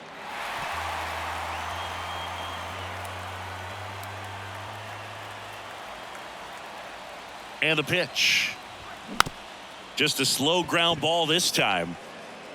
Zips it across. Two in a row set down to start the 10th. Good two-seam action right there, running away from the batter, rolled over it, got the ground out. Number 15. Here's Yan Gomes. 1 for 3. Gomes.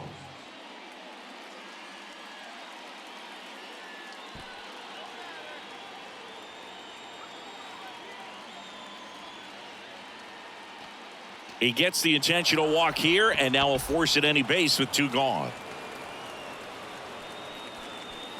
And up next for Chicago, Trey Mancini. Trey Mancini.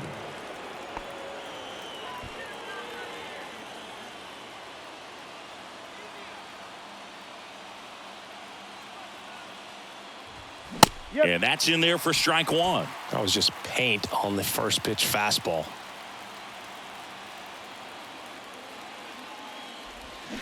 Oh, and 2 as he waves at that one. Well, this is a higher leverage spot, and I love the way that he's turned things around. He's got 2 outs now ahead in this count, and he can pretty much dictate what's going to happen next in terms of the pitch sequence. The 0-2. And just misses with that one. Home plate umpires trying to tighten things up a little bit.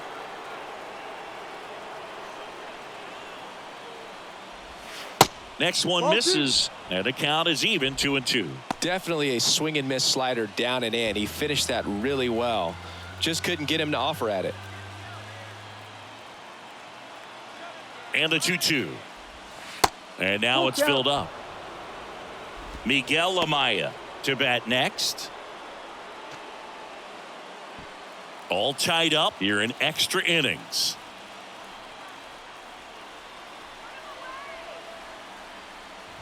And that'll load the bases.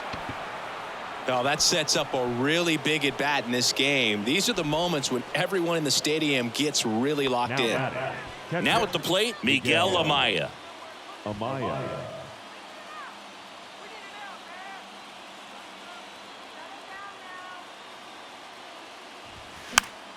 And first offering is fouled off. All loaded up and here in extra innings.